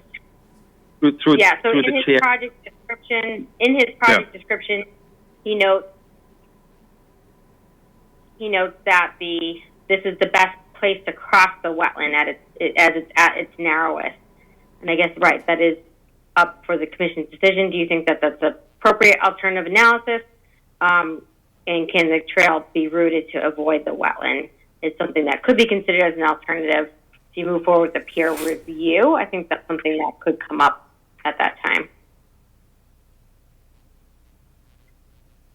Okay, I'll defer to the peer review. But that is not an alternatives analysis. If they say there is no alternative, anyway, I was just confused. But yeah, it doesn't seem like a typical alternative analysis that I've ever seen. But so what? Through the chairman, if I can. The reason why we went... Sure. Wait a minute. Let Steve finish. I'm sorry. Okay. Are you done, Steve? I'm assuming that what would you call this? Another shot at this that would be include the time that we would have a peer review, or is this thing put on hold for the peer review? Are you asking that, Kristen? You asking Glenn? I thought I was asking Becky, but okay. All right, ask Becky. So if you vote for a peer review, the next step would be that I would look for 3 quotes to bring to you so you can decide on a peer reviewer. With the holiday next week, and our next meeting being in 2 weeks, I don't know that it would be feasible to be able to get those for you, if that's so how you vote, in time for the next meeting. So I guess you could request to continue either to December 1st or the December 15th meeting in order to get the peer review proposals and review them. Okay, Eric?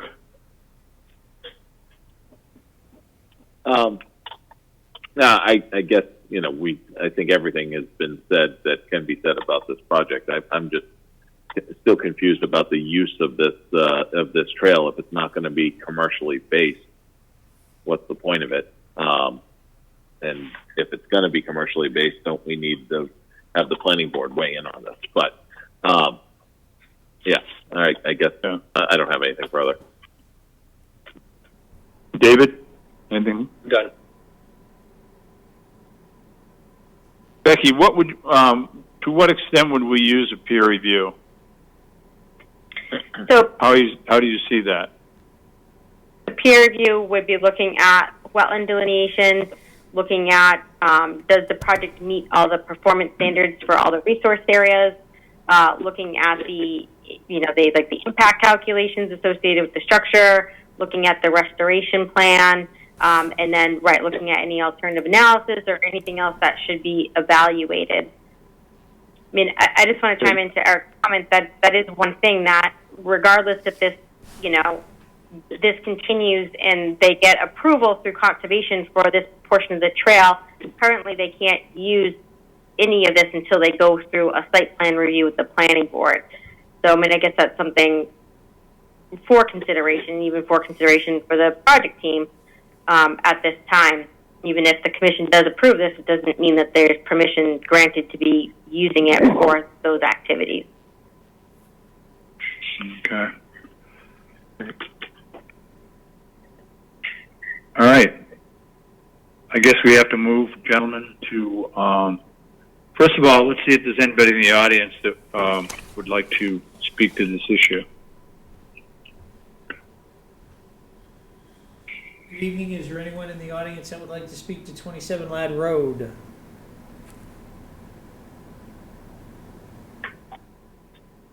This is Stephen Chittister. Go ahead. I'd like to speak as a member of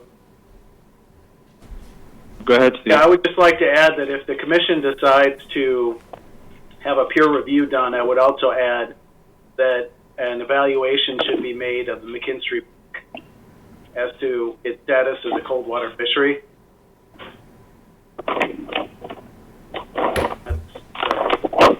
Okay.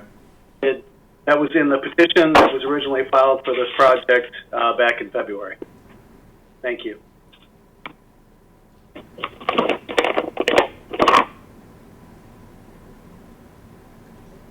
All right. Having none, Jeff? Oh, what's that? No. You want me to check some more? No, Hello, is there anyone on the public line? Any additional comments for 27 Ladd Road?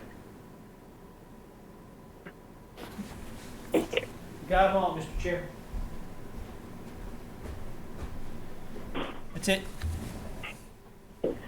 thank you. Do I have a motion to close public hearing, or do we? No. Discussion? No. I have a question before we do that. Is this okay, Mr. Chairman? Go. Okay, I asked if the plan is complete. And the answer was a whole bunch of different dates. Yes or no? Is this plan complete? Do we have what we have asked for? I've looked at the plan. It is a little confusing, different dates and so on. Is there more stuff that needs to be put on in?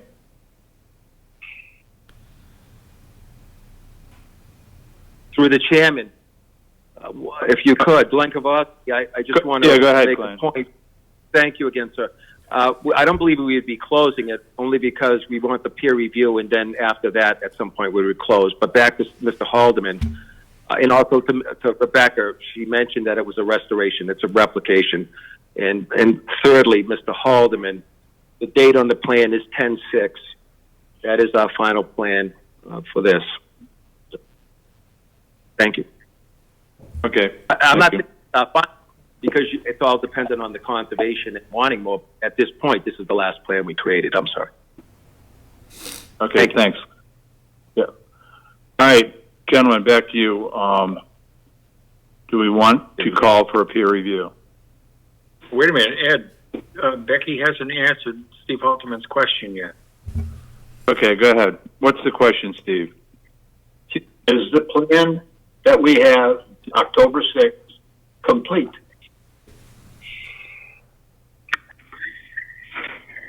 So this is the last plan that they submitted.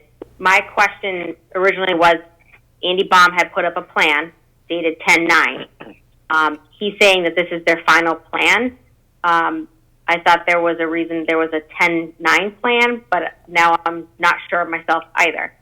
So I think they're saying that this is their final plan they're submitting. I don't know that I'm in a position to say 100% that it's complete at this time. As you know, saying it's complete means that, you know, every resource area flag is correct, which needs to be looked at by a peer reviewer.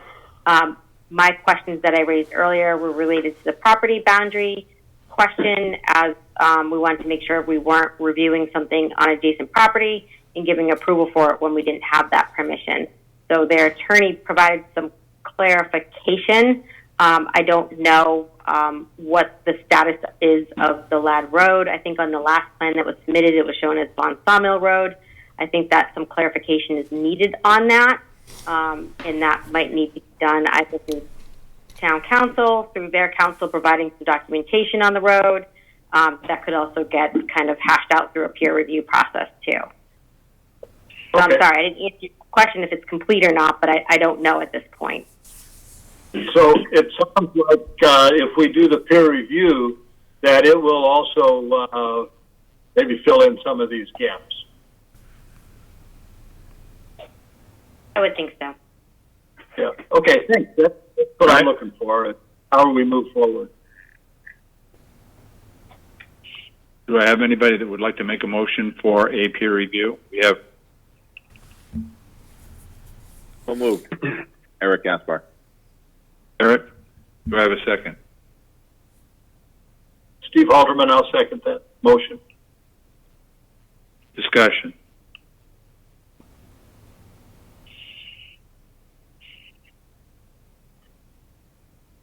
Seeing no discussion, we'll take a vote. Eric, how do you vote? Eric Gaspar in favor. Dave Barnacle, how do you vote? Barnacle in favor. Steve Haldeman, how do you vote? Steve Alderman in favor. And Ed Goodwin in favor.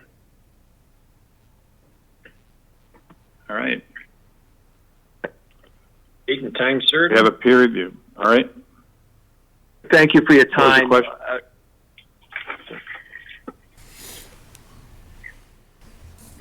Through the chairman, one last thing. Becky did say, and I believe you said that there might not because of some holiday or the Thanksgiving. We would grant. We'll send it in tomorrow. Whatever day you want to give us for the continuance to Rebecca. I think you said maybe 12:15. We'll file paperwork tomorrow. Just saying, we request a continuance till 12:15 if that's what it is. That was Hello? the date Right. that I recommended. Okay, So, thanks. Yeah, we heard it. Thank you, Glenn. Oh, thank you very much. I'll get that out tomorrow. Yep. Thank you. Thank you. Thank you again very much. Thank you, board. Yep. Yep. We'll see you at. Thank you. Yep.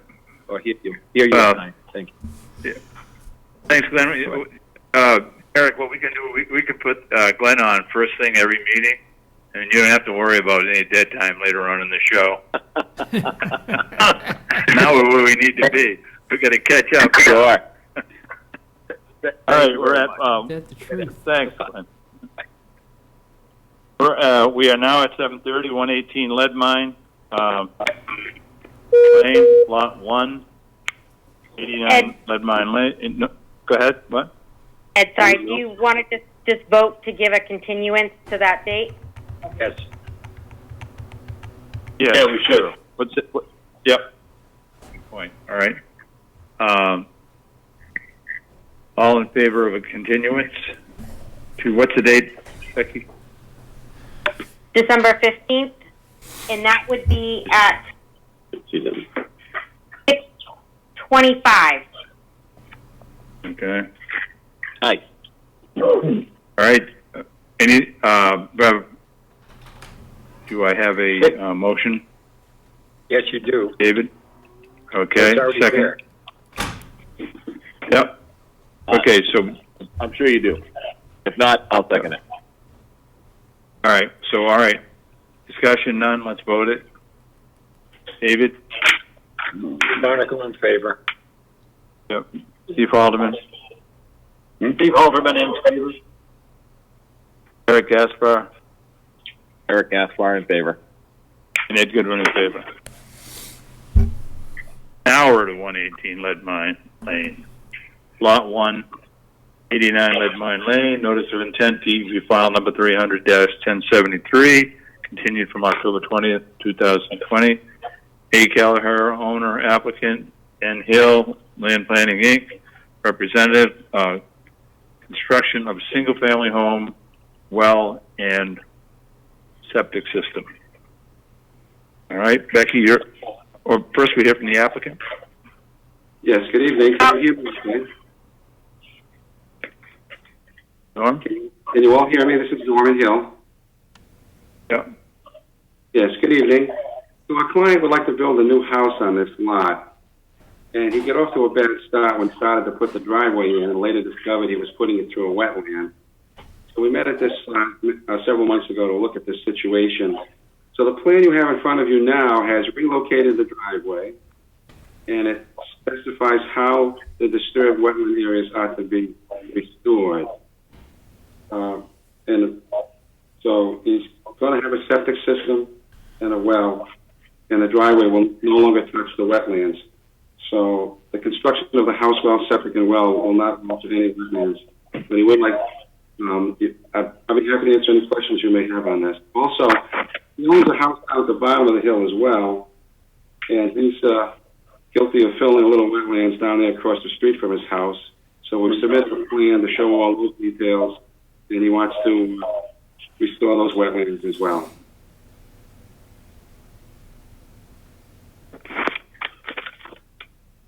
All right, Becky, you want to start or?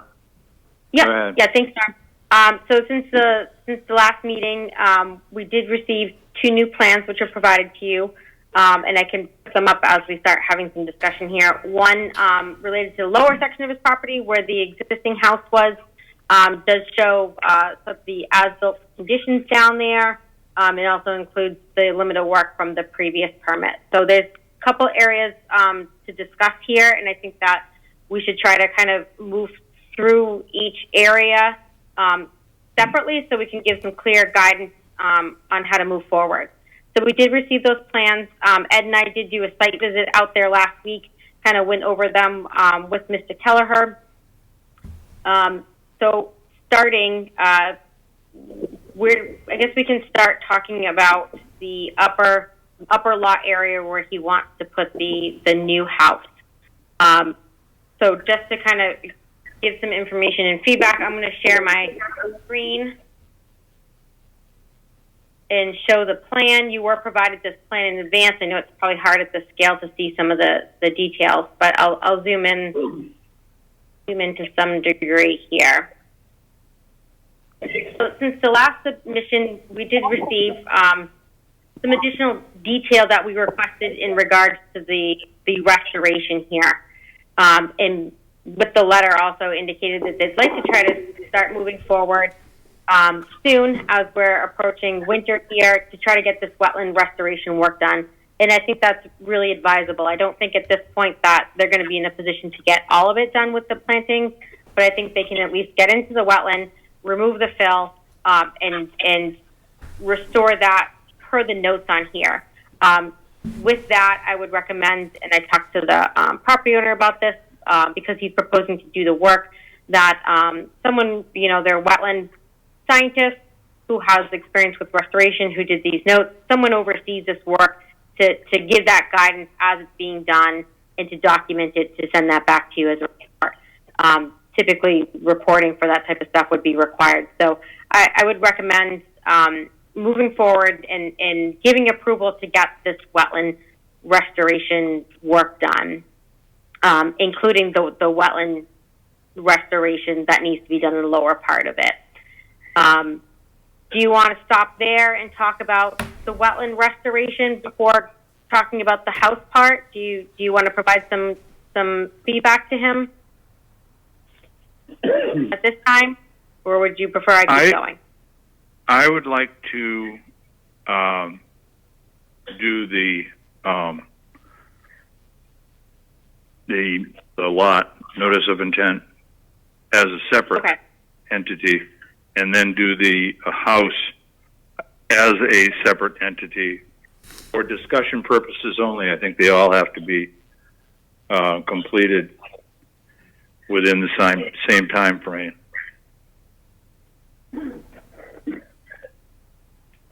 Okay, that would be my.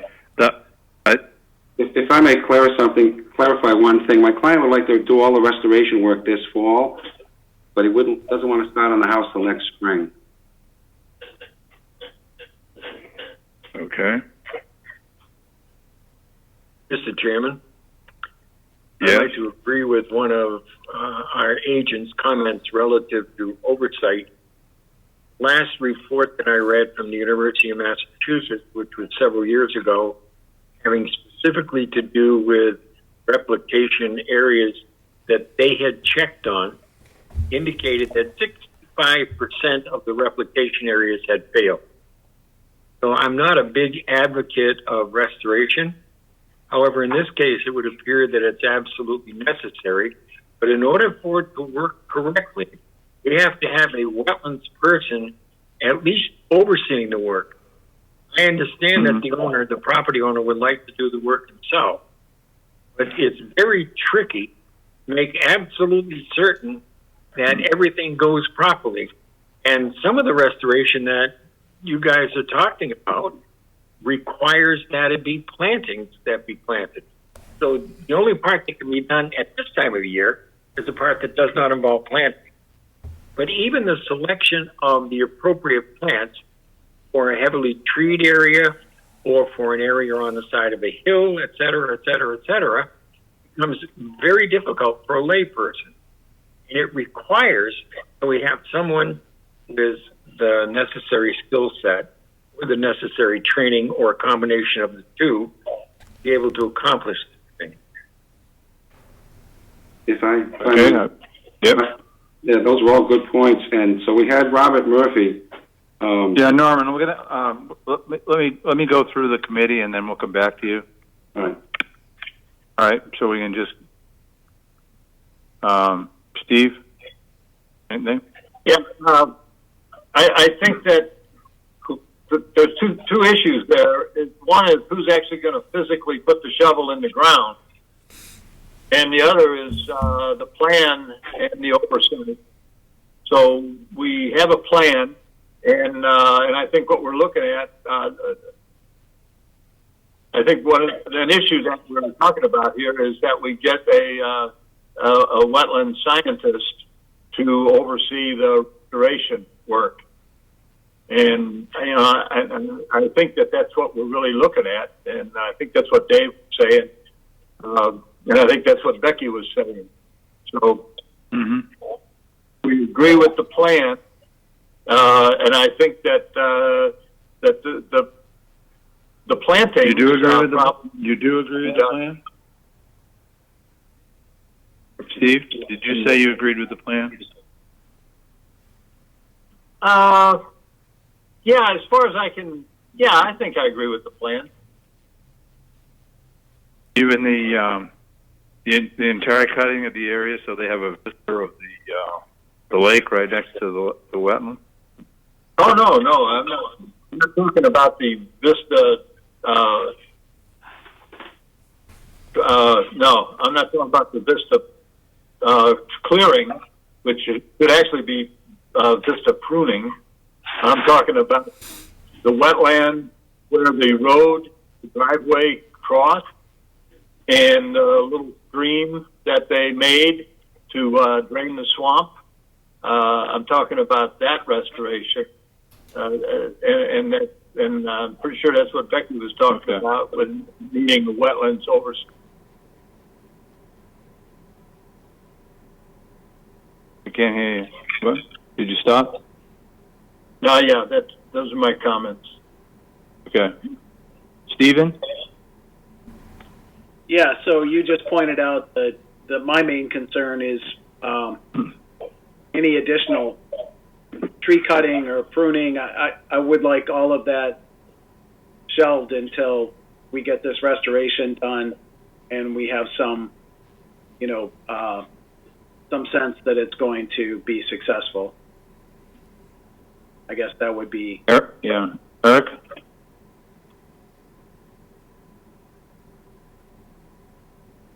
There we go. Sorry. Can't hear you, Eric.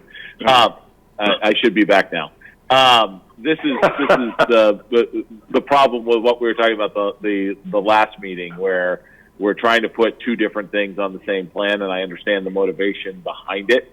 I think in general, the restoration plan that is there satisfies what we want and need to happen in this case.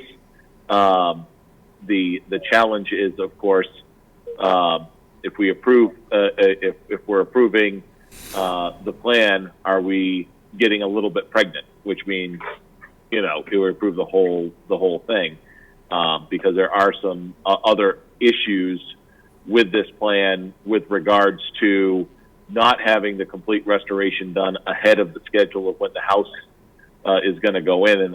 And honestly, I don't necessarily have a problem with the house going in, but the other removal of plants and vista pruning and everything that was just talked about being done or approved ahead of the restoration being shored up, settled, and being completely closed out. It doesn't set well with me for a number of reasons. So I definitely want to get this restored, and I like what I see on this plan for restoring that. But I have some other issues. So that's all I'll say. Okay. Is that everybody? Did I get? Well, Mr. Barnick, if I may, Mr. Chairman, I definitely, when I said restoration, I don't consider the denuding of the hillside so they can see the lake as part of restoration. I meant strictly where the wetland was destroyed and the stream was cut to drain the swamp. That's what I'm talking about. And I agree with Mr. Chidestra, Mr. Stephen, that whole issue of Vista clearing is something that I think that we need to clarify at some point in time, and we could put a hold on that thought. But it's Vista pruning, where you lop out a bunch of limbs without destroying the tree, so you have a little bit of view that's allowed. Knocking down all the trees and putting some ground cover in is not what I was talking about, and I would be against that. And to Eric's point, some of these issues within the plan have to be separated out. That's what Eric was talking about. Yeah. Well, from my point of view, the wetland restoration, the plan itself, I like the plan itself, except the barn has got to be moved out of the wetland and not brought up to the corner, which is one of the proposals that they have. It's not on this plan now. The Vista pruning section, I see no reason for that whatsoever. I would set this project up so that the boundary of the construction is within and out of that hillside, and I'm concerned about this is basically an owner who has a backhoe and is probably going to do 99% of the work. It's just I'm reading into this, and he can speak to that issue, but he's going to start working on the whole thing, whether you give him a part of it or a whole of it. So that concerns me. But I like the plan that they've come up with Becky's help. I don't see. One possibility would be, as I think it was Eric said, to just restore the wetland, but backhoe is going to be on site, and they're going to be working on putting in, a well, a septic, a house, the whole deal, a new driveway. So it's convoluted. So I don't know how. Do we want to just say restore the area? So can I make a recommendation? Sure, go ahead. So I think you kind of need to separate these out a little bit. And at this point, so we issued an enforcement order at the last meeting, and that way he can get started and move forward with the wetland restoration. Yeah. I think you can give approval for the wetland restoration work alone under the enforcement order. With the oversight, I think that's necessary. No other work can be conducted on the property at this time. I think you've given feedback about the notice of intent. I would recommend maybe continuing the notice of intent at this time and look at getting this wetland restoration work done, what he can get done before winter. They can come back and give a report on what they've gotten done. I would recommend, it sounds like everybody in the board has some concerns with that Vista clearing and area on the slope. I would recommend to the project proponent to, maybe look at revising the project to exclude that. It sounds like everyone has a concern with that steep slope to the wetland, and maybe coming back with a revised plan for that area. I'd recommend that the notice of intent for the house project is continued. It sounds like he doesn't want to get started on that till the spring anyways. Let's continue it out a little bit so he can get started on the wetland restoration, and let's see what he can get done.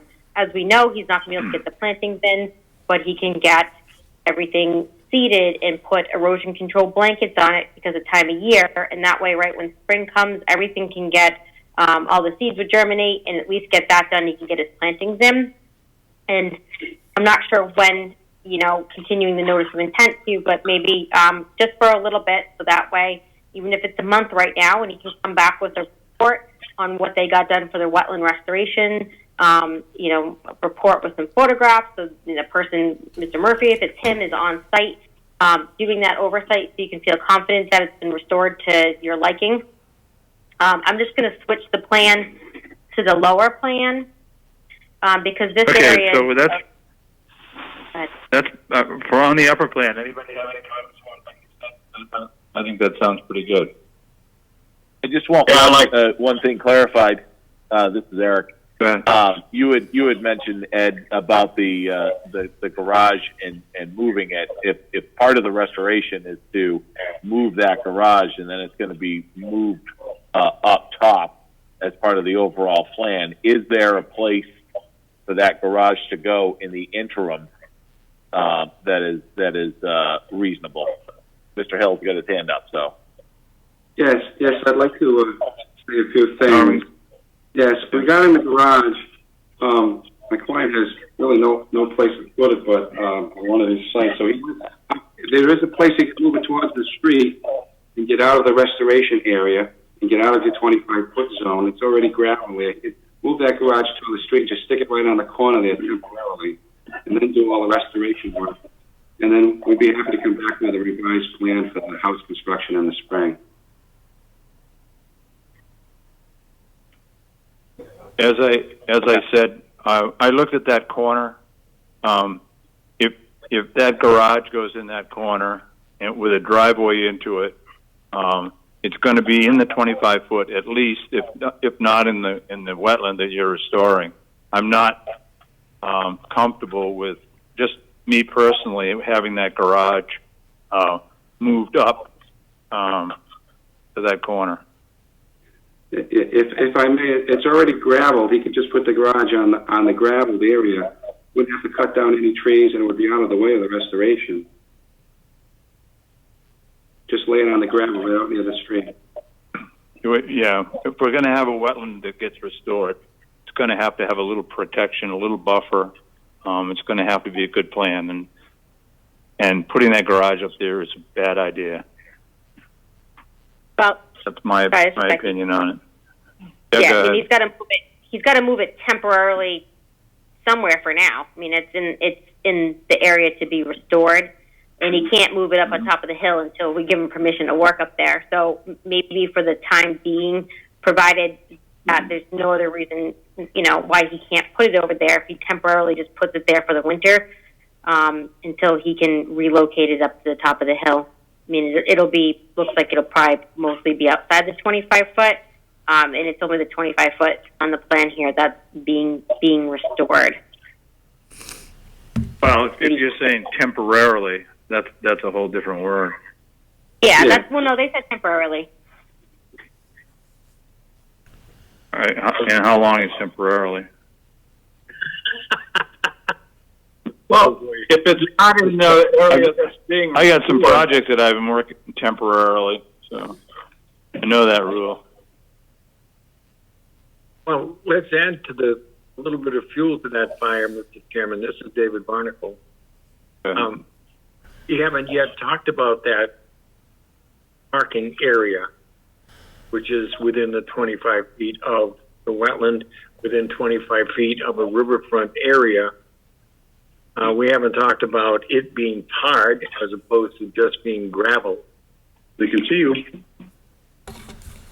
Maybe one of the things we should do is have that discussion first, and perhaps one of the things he could do is take care of that part of the operation and fix the wetland part there, and then move the garage so that it's out of the way of the rest of the project.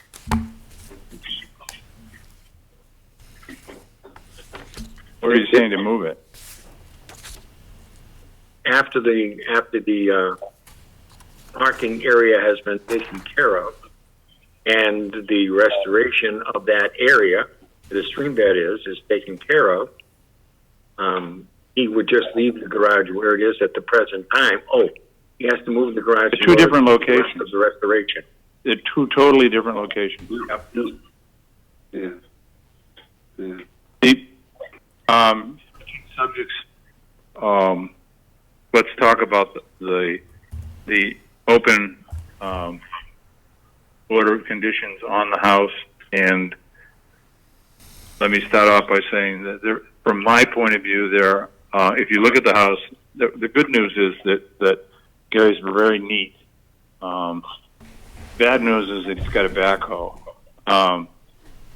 The driveway in that he has tarred, whether he did it or whether the person that he bought the place from did it, it doesn't matter. It's in violation of the Wetland Protection Act. They need to come to us with a plan that we can approve for that tarred area.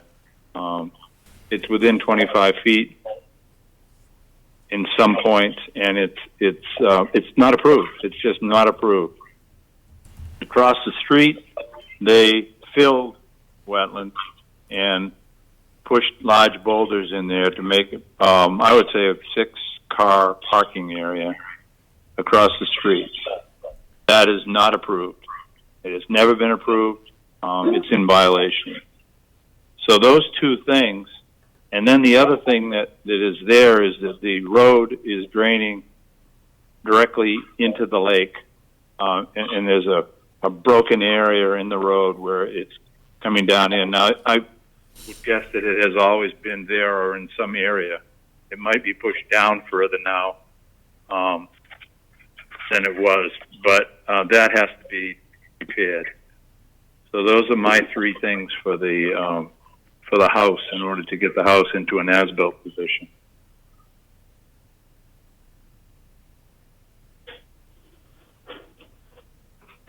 Anybody else want to comment? I will, Mr. Steven? Chairman, if I may. Mr. Chairman, Gary Yeah, Gallagher. go ahead. Thank you for you and Rebecca meeting me down here last week. Yeah. We had a good meeting. I wish more could attend. I do agree with you. I hear what you're saying. The erosion on the road was there from photos that Rebecca sent me, obviously prior to her from 2004, so that has nothing to do with the driveway. I will do what I have to do with the driveway to fix it, to permit it. As we discussed the other day, the parking area, Rebecca has talked to neighbors of mine that have told her it's been there in excess of 20 years. I did not build it. I did not put the boulders there. They're there. And you did say, Mr. Chairman, 4 cars the other day, but you upped it to 6. But that's okay because you bought a new car. And so that's all right. I'll go with that. Cars are getting smaller, Gary. Yes. But no, we had a good constructive meeting. I go forward with this. I hear what you're saying, as you stated the other day, so I'm okay with that. And also for the commission, I know you say I have a backhoe. I am an experienced equipment operator. I have done this before. I have no problem with doing it now, all of it, and having Mr. Murphy oversee and get his stamp of approval. That was okayed by Rebecca, and I'm okay just to get started with that. The garage, I think, Norm was talking about on the upper lot to moving out closer to Lead Mine Lane to get it off of that small piece of restoration so that work can be done. Norm, correct me if I'm wrong, but to move it outside the 25 foot. I don't know what else we could do with it until it's supposed to go up top. Mr. View, Mr. Goodwin, you, Rebecca and myself talked about that the other day. I don't want to clear cut that banking. I'm okay with the pruning. I don't want to take down 1 million trees in there. I just want to get it done right in the easiest way possible. So those are my comments.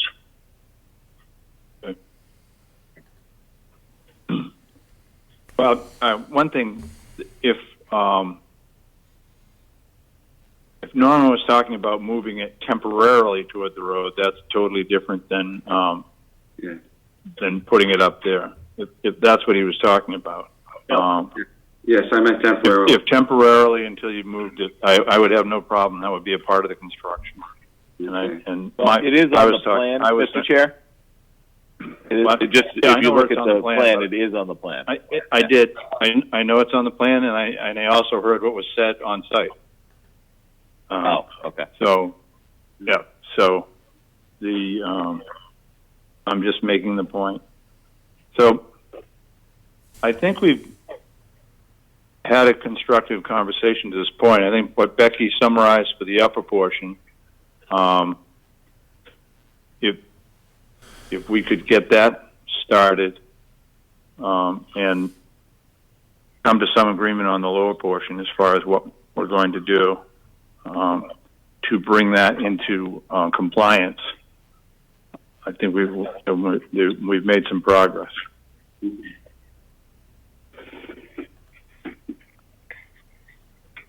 So with that, for this lower section, Ed, I just add that for if you're going to allow him at this point to move forward and do some of the wetland restoration work this fall, that we are very clear about what the approval is, what work he can do. But I would ask that this lower section of the wetland fill gets restored at that time too. So it's clear. Well, then we didn't have to have a plan for that. It's on right now here. there's no plan for that. So he's got it on here. Edge of fill, 166 square feet of fill within wetlands to be removed to a point 4 inches below adjacent wetlands and then filled with 4 inches of manufactured hydric soil. So he does have the notes on here for too. down by the house? Clarify, is this down by the house? Yes. Yep. See on the screen, I'll move my cursor around this area. Yeah, you're going to have to. Yeah. Okay. Yeah, I'll zoom in a little bit more for you. That might be easier. Yeah, I really, it's tiny. Tiny. Yeah, that's the street from the Yeah, house. now I'm Existing. Yeah. going to go back. Yep. Oh, I just closed the other one out. All right. Well, All right, that's. I just opened I closed it out. Sorry.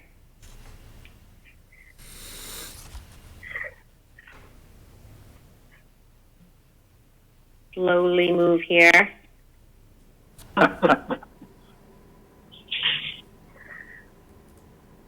right. Well, while kidding. I'm saying that, I think that you've provided some input down here in regards to the paved driveway. I think that you need to look at where the buffer zones are off of here. We do have a perennial stream. This was a redevelopment of a cottage site here. But my Okay, this is good, recommendation then. would be, yep, you see it there now better? My recommendation would be to look right. at Perfect. right, the paved parking area, and what, within the 25-foot buffer zone, and maybe looking at reducing that. Stormwater, we know is an issue down here with the road, right? It seems like it was an issue before. It seems like it's still an issue. It's washing out where the stream crosses underneath the road there. One of the things noted in the original permit as part of the approval for the project when it was Mr. Pinto's land was that there was restoration work that needs to be done. There was a couple different areas of restoration area that needs to be done. One of them being along the road in the stream. There was the recommendations that it was seeded and there was an erosion control blanket and some other notes in there. I think that that's still an area that requires some work in restoration. But one of the bigger kind of concerns is you can restore it, but right, the road runoff keeps getting directed right there. It's going to keep causing an impact and be a problem. Right. So maybe there's an opportunity here to look at the stormwater concerns and try to find a way to mitigate that to help keep that area restored, which will be a big improvement for the stream and not only the lake there too, trying to get that stormwater out of directly discharging into a resource area. And how do we do that? Those are comments for down below. Before we kind of move on, and I forget, we did have on the agenda, they did submit the request for a certificate of compliance, so I just want to make sure that we don't forget about that. My recommendation at this time is that you hold off on that so they can work to address some of the comments in regards to that project to bring that back into compliance. Now, Becky, how much tar do you recommend that we remove? Well, I don't know. There's a lot there. This one plan just doesn't have like our 25 and 50-foot buffer zones on it. it would be, if you can see where the 25-foot line is. I'm assuming it's probably consistent with that red line shown on the plan was the approved limit of work. I think that, anything, it shouldn't be outside of the approved limit of work on that side. So I think we need and the other thing, you still have the bump out on the other side of the street here. Right. So I just want to add, Mr. Kelleher did make a comment. One time when I was down there, a neighbor did go by, and I did ask about that. And they did say that there has been, historically, there was a parking area there. The size of it, I don't know. I tried to look at aerial photos, but with the tree cover, it's really hard to see. He did pull it back. When we were on site, I think we talked about, you could probably pull it back a little bit more. I think that would be in an area that could be utilized for, trying to maybe figure out, a place for managing some stormwater. Not an engineer, but maybe they could use some of that area to help with that. I don't know. You see that red line? Yeah, you might even, then when you do it, you might even call it restoration. When you pull it back. He did plant, we saw him out there, he planted some grasses and some shrubs back there too. Okay. What do you want to say to that? You can say, nice job, Gary. I'm going to say it's not tit for tat. We don't tar the road, tar the driveway, put a parking lot in, and put a parking area on the other side of the street. Oh, I didn't do that. Then put a beautiful. I didn't do that. I know. A neighbor walked by and he told me that he put the shrubs in. So what the heck? Mr. Chairman, I've got a comment about the parking lot on next to the house. We've got like various 50-foot, 25-foot, and so on. How about we take a look at this as if there's nothing there, and he's coming to us and saying, I want a blacktop part of this property, and we would tell him where he could blacktop and where he could not. Be fine. And I think maybe that. Becky. Okay, I didn't get that. Yeah. Anyway, and Becky did make a comment that there could be some gravel for infiltration put along a strip next to it. So, let's take a look at this the plot plan and draw on there where we would allow blacktop to be put in. Be fine with me. Okay, I think that would solve that problem. Yeah, we need it, but we'd need it on a plan. Oh yeah, absolutely. Yeah, but what Steve's suggesting, and this is David Barnacle, is that we make the suggestion to them prior to putting it on the plan. For example, we need to remind everyone the reason for the 50-foot buffer zone is so that no new construction is done within 50 feet to the wetland or the river. And not 25 feet, but 50 feet for no new construction. And we always define new construction as something that was going to be permanent. Well, if you lay tar down, that's pretty doggone permanent. Yeah, if you took 50 feet from one side of that wetland, or the little stream is going in next to the house, and 50 feet on the other side, there would be no tar. And no house. That may be a hyperbole, but it's pretty damn close. So it's going to have to be something. I'm taking Steve's argument to its logical conclusion because we have to define what the 50-foot buffer is and what the 25-foot buffer is.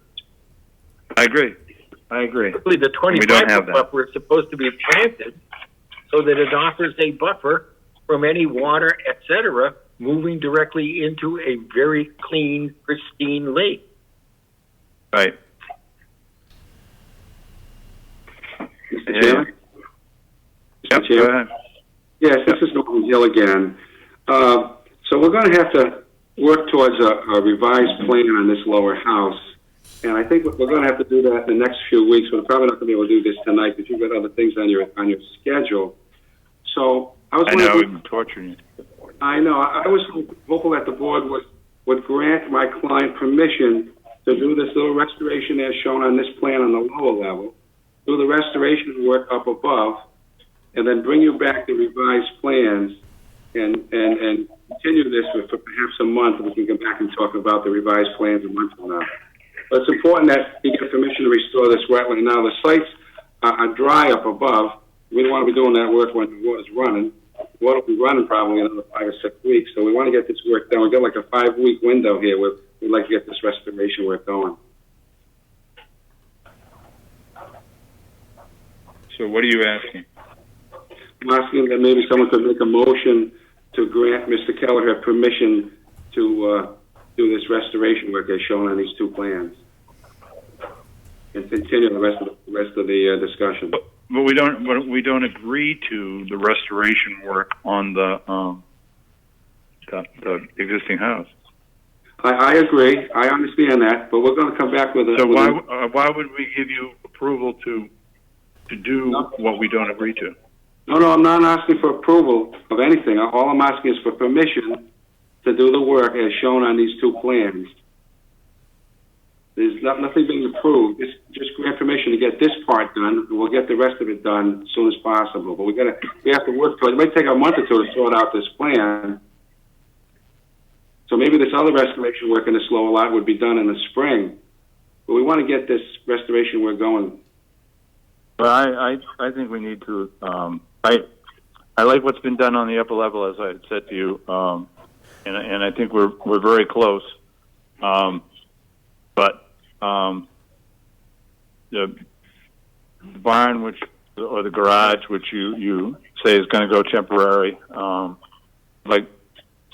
somebody telling me how temporary it's going to be, and I'm not in favor of any of the vista pruning that is planned on the lakeside that you don't need in order to put the envelope of the house in, and I'm not pleased with the tar, and I'm not pleased with the fill on the other side of the street with the big stones making a parking area.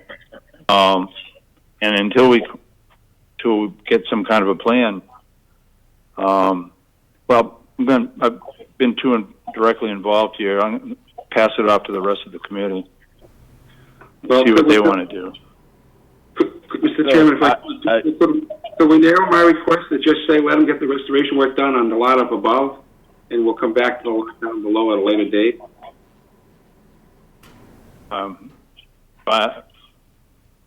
Eric, what do you say?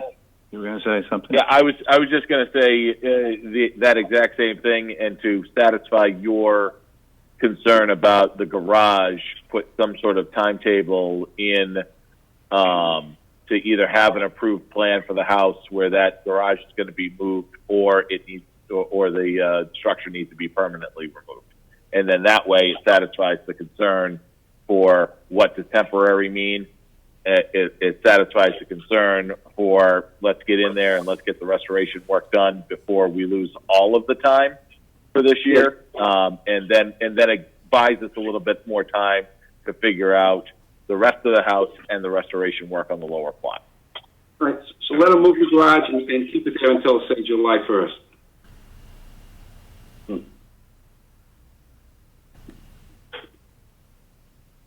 I think by July 1st, hopefully we'll have an order of conditions and we'll be able to put the driveway in and work on the new house.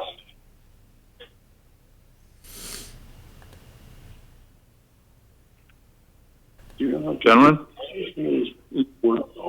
Steve, what do you think? I think that Becky outlined a good plan for above, is that either by the order of conditions or whatever mechanism, the wetlands restoration at the top of the hill and the ditch that they created be restored, with the exception of the planting, but it'll be stabilized. Don't do anything on that hillside. They call, they were evidently planning to just cut down a bunch of trees and stump it and put ground cover in. And I'm saying don't do anything there until we discuss it further. It should be just pruning to knock out a few limbs, and we would want to see a plan for that. And as far as the bottom, the lower part, with our help, read Becky, what would be permitted for them to have a driveway if they came in and they had a house with lawn in front, and they said we'd like to pave a driveway, and where should we put it? And we can show them that. And That's all great. you know, I think that's all great. and across the street, pull back some boulders, get the stump out of the wetland, get some plantings in there, and have them put together a plan with Mr. Hill's assistant as a wetland expert. That's And July for July 1st soon enough for you, Mr. Hill. Wait, Steve, is July 1st soon enough for you? I think if they put it temporarily where there is no restoration taking place, and there's some gravel up there, and set it there, sorry, Dad, set the garage up there, and then whenever they get the work done up on top, and July 1st sounds good. Well, they're in violation down below, and if you had a violation you found out about tomorrow, would you let them go to July 1st? No, you're talking about the garage. How long the garage can sit on top of the hill? The violation of the blacktop. We need to show them, help them what we would have permitted down below in terms of that enormous parking lot they built. We would not have allowed that. Okay. All right. David? We've beaten this one to death. I think we have. What? I have no further comment. Jeff, can we see if anybody in the audience is awake out there? Are we still on 118 lead mine? Yes, we are. Yep. Did we start that yesterday? Yeah, I think we did. Good evening. Is there anyone on the public line that would like to speak to the 118 Lead Mine Lane application? Hello, is there anyone on the public line that would like to speak to the 118 Lead Mine Well and Septic Single Family Home application?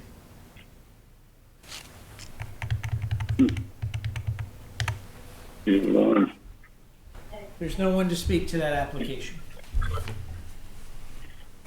Thanks, Jeff. All right, gentlemen. How do you want to proceed? Do you want to close the public hearing? I don't think so. Becky, what do you recommend? Thank you. I would recommend giving approval to start the wetland restoration work on the upper part. And that approval would be under the enforcement order that he could get started on that work. So that way they can get it going for winter. I would also recommend continuing discussion on the notice of intent for the house, continuing discussion on the request for certificate of compliance to December 15th to allow them to work on revising those plans per your comments this evening. And then I would recommend that the work, as discussed before, and I can put this in a letter to them so it's very clear, the wetland restoration work is overseen by a wetland scientist, and there's a reporting requirement, documentation and reporting requirement with that, and allowing them to temporarily move the garage structure so that way they can start the restoration work, and giving them permission to July 1st to relocate it to that area, which would be outside of the 25-foot restoration area. Excellent. You want to make that? You want to make that as a motion, Steve? Steve? I lost him. I think I just did. Eric Gaspar, so moved. Oh, Eric. All right, I have a motion from Eric. David, do you want to second that motion? Not yet, because I want to make a minor modification to it. Okay. You don't want to What I'd second like it, then to do, make the Eric, is I'd like to move the date back. And I don't think that it needs to go until July 1st. There's a lot of planting season that's left. If you come back to May 1st, then you still have all of May, June, and July to be able to get the planting done that is going to be part and parcel of that restoration. Okay. That's up to you. It's your motion. Sorry, I lost my connection. He changed. He was asking you if you would change July 1st to May 1st. Oh, in the motion. I'm okay with that. I second the motion. Any further discussion? Gary, Norman, you have any comments? No, that's fine. Thank you for working with us. All right. Yeah. So this is going to be a continuation. Yeah, but we need a vote. Well, we're going to vote on it, but I just want to make sure that everybody. It's a continuation. Yeah. Any further discussion? All in favor? Eric? Eric Gaspar in favor. Stephen? Stephen Chittister in favor. Steve Halterman? Steve Halterman in favor. David Barnacle? David Barnacle's in favor. And Ed Goodwin's in favor. Thank you, gentlemen. Thank you, gentlemen. Everyone stay safe. Thank you. Yep. Have a nice Thanksgiving. Yes, you as well. There you go. We are now. Sorry, just to clarify, What, so that Becky? is continued to December 15th, and it would be, the notice of intent would be continued to 6:35. Thank you. 6:35? Okay, yep.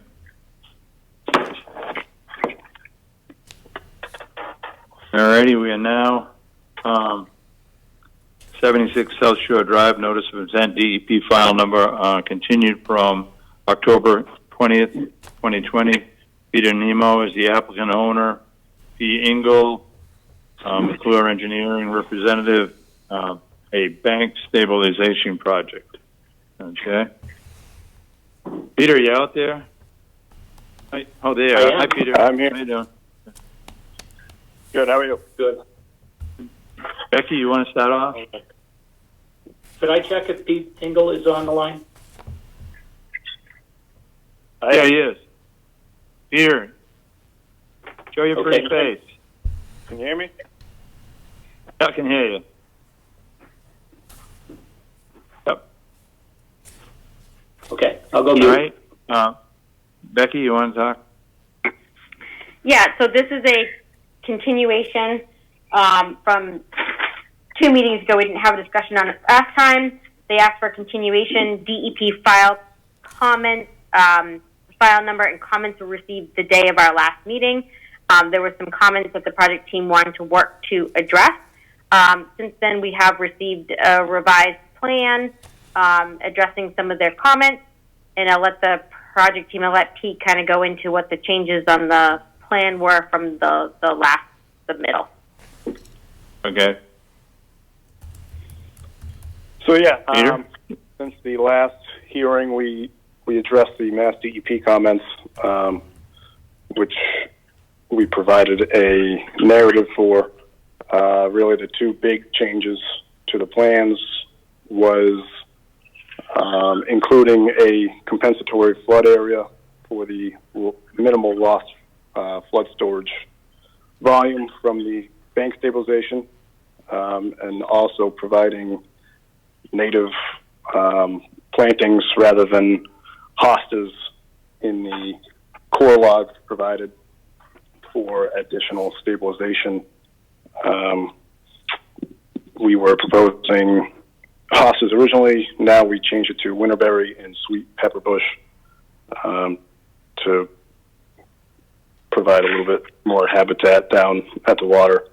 The other issue was the possible Chapter 91 permit, since some of this work is within the mean annual high water line of South Pond. An RDA has been filed with DEP as far as the Chapter 91 goes, so we are waiting for DEP's response to that. If they come back and say we need a Chapter 91 permit, the homeowner will file for that. If they don't, we would be good to go. The other comments were about habitat on the bank, which we do have a letter from Natural Heritage stating that they had no issues and that the project would not be a take of the critical habitat, as the lake is within Natural Heritage areas. Other than that, the plan is pretty much the same as it was. Bank stabilization using granite blocks for the portion of the bank which is in failure around the well and the water service lines. Okay. Becky, you didn't have any comments? You're all set? No, so just my comments would be, right, we're looking at bordering land subject to flooding and bank impacts. The actual work is not in riparian area as shown on the plan. As Pete said, we did get the previous comments from Natural Heritage. There's no concerns for the species that's there. It does appear that they've worked to address DEP's comments and made some revisions to the plan. It is an impact to bank. Would have liked to have seen something more of a natural approach, but there is additional bank on the property, and don't see it's not going to prohibit any wildlife movement on other areas of the property. So I guess I would see that as an insignificant impact to bank there that can be permitted. At this time, my recommendation, I think that you're in a position where you could approve the project as shown. I would recommend our typical orders of conditions that we add in there. I would add that the property owner's responsibility to get a Chapter 91 license prior to the start of work if one is deemed required. Work occurring on the bank should only occur during low water conditions for that portion of the project. So that's all I have. Okay, great. Going through the committee, Mr. Barnacle, anything from you? I like what has been done thus far. I might make only one comment to Peter relative to the plantings. Winterberry we normally suggest very strongly. However, winterberry grows fairly tall and gets fairly bare in the lower reaches. It doesn't help in the case that we're looking for, because what we're looking for is to be able to divert some of the water coming down off that slope. And I was wondering if Cotoneasta might be a better choice. But you guys should look at that and see. Otherwise, I like the project. Okay. It's just a trade-off. It's not something that you have to come back and get approved for. You could make that decision yourself, Peter. Stephen? We will look into that. Could I? No. Well, go through the board and then you can speak, okay? I got to get this. Yeah, I Go agree ahead, with Stephen. I agree with the agent's evaluation. No additional comment. Steve Haldeman? Yeah, I agree with Becky on this. Eric? I'm good with the project. I'm good. And I'm also good with the project. Peter, go ahead. What do you want to say? I said I'm sorry. We can look into the separate or the other plantings as Mr. Barnacle had brought up. All right, great. I Peter, apologize. There's two Peters on the line. So. I wouldn't hire one myself.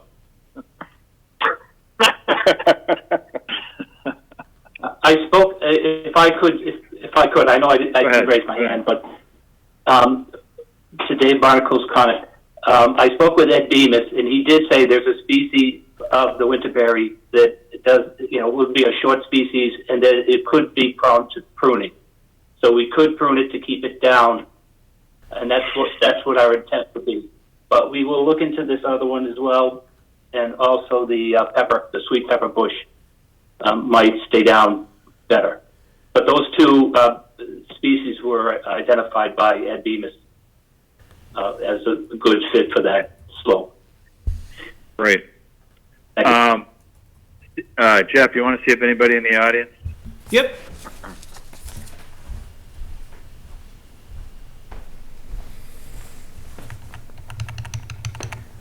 Good evening. Is there anyone on the line to speak to 76 South Shore Drive? Is there anyone on the line to speak to 76 South Shore Drive? Should. There's no one on the line for that application. Thank you. I have a motion to close the public hearing. Eric Gaspar. Do I have a second? I'll second the motion. David Barnacle. Any discussion? Seeing none. Eric, how do you vote? In favor? David? David Barnacle in favor. Stephen? Stephen Chittister in favor. Steve? Steve Halterman in favor. And Ed Goodwin in favor. Thanks, Peter. Thank you very much. No problem. Take care. Bye. Have a nice Thanksgiving. Okay. Thank you. 11 Seneca Lane, notice of intent, DEP file number. Becky, do we have a file number on that? We do now, but Ed, I'm sorry, I just want to make sure, did you just close the public hearing, or did you vote to approve the project too? Did you do both? Oh, you are correct. We just voted to close the public hearing. Aaron caught it. We need to, thank you for catching that. Do I have a motion to approve the project? Move. Steve Halterman. I move that we approve the project. Do I have a second? Eric Gaspar, second. Eric, second. Discussion? Seeing none, all in favor? Steve Halterman? Steve Halterman in favor. Stephen Chittister? Stephen Chittister in favor. David? David Barnacle in favor. Eric? Eric Gaspar in favor. And Ed Goodwin in favor. All right.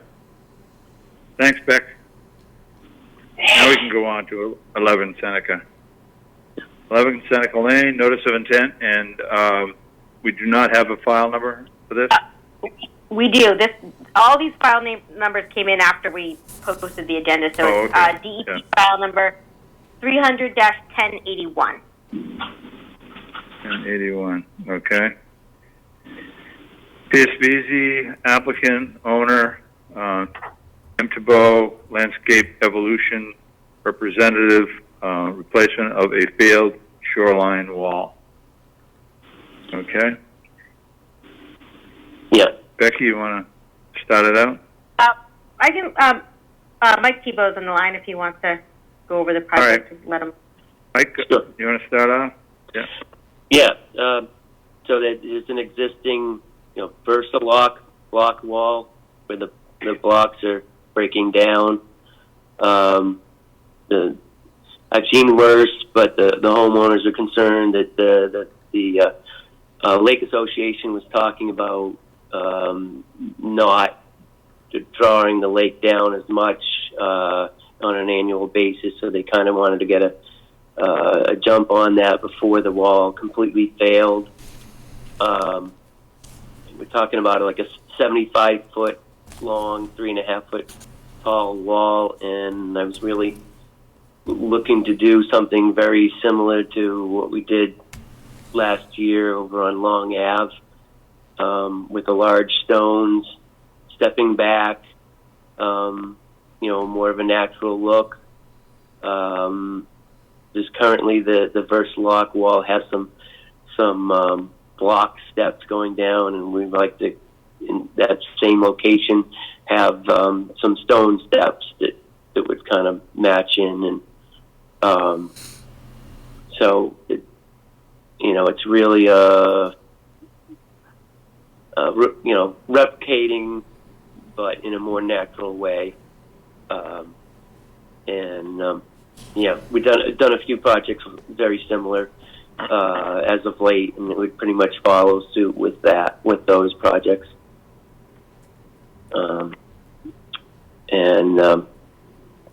The work would occur from the banking, not in the shoreline. Access looks to be pretty decent, so it's pretty much what I had. Yeah. All right, Becky? All right, thanks, Mike. So, as you said, this is, Mike's done a few of these walls and lakes now, and we've permitted these. Removing the vertical block wall and putting in the boulder wall would be an improvement over what's there. My recommendation at this time is that we could approve this. I also want to add, we did perform a site visit out there last week, so some of us did get to go out there and see the wall and the condition.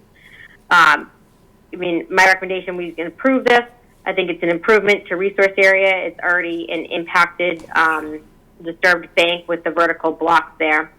Recommend that all work is done during the annual drawdown. No equipment to be located below the lake. Install erosion controls as shown on the plan. And one thing I think would be good to consider, and especially with these walls and as they're coming in, is looking at there's this lawn that goes all the way to the vertical block wall now, is maybe trying to see and add in some type of kind of buffer zone planting area, which could be really beautiful on their site too. That could help kind of capture some of that runoff coming off the lawn and any nutrients that are coming down. So really, and provide a lot of wildlife habitat enhancement there too. So I definitely think that that's something that the homeowners should consider, and maybe we should start kind of asking and looking for is a little bit of, kind of some improvements on the site too. That'll help with, water quality that everyone wants to keep of Cedar Lake or the other lakes that we're looking at. So that's all I have for that one. So are you asking for that, or are you just saying that we might do that someday? Well, I'm saying you can consider asking for that. Yeah, and now the future. And I also think no herbicides, pesticides. In looking at the lawn would help too. Great. The project is. I don't. Don't imagine adding some plantings would be a problem. But they were hoping to get it done this season. During the drawdown period. So I think that would be with a little bit of luck in terms of the weather, but that's the hope. Okay. All right. Any comments going around the board? David? One comment. David Barnacle, one comment. Michael, it would not be a difficulty for us to indicate that we would like to have the plantings put in sometime before the end of May. Yep. That way you could go ahead and do the rock portion of it, and we would know that the 25-foot buffer zone would still be taken care of. Okay. Yeah. So anyway, I have no problem with the project. I like it.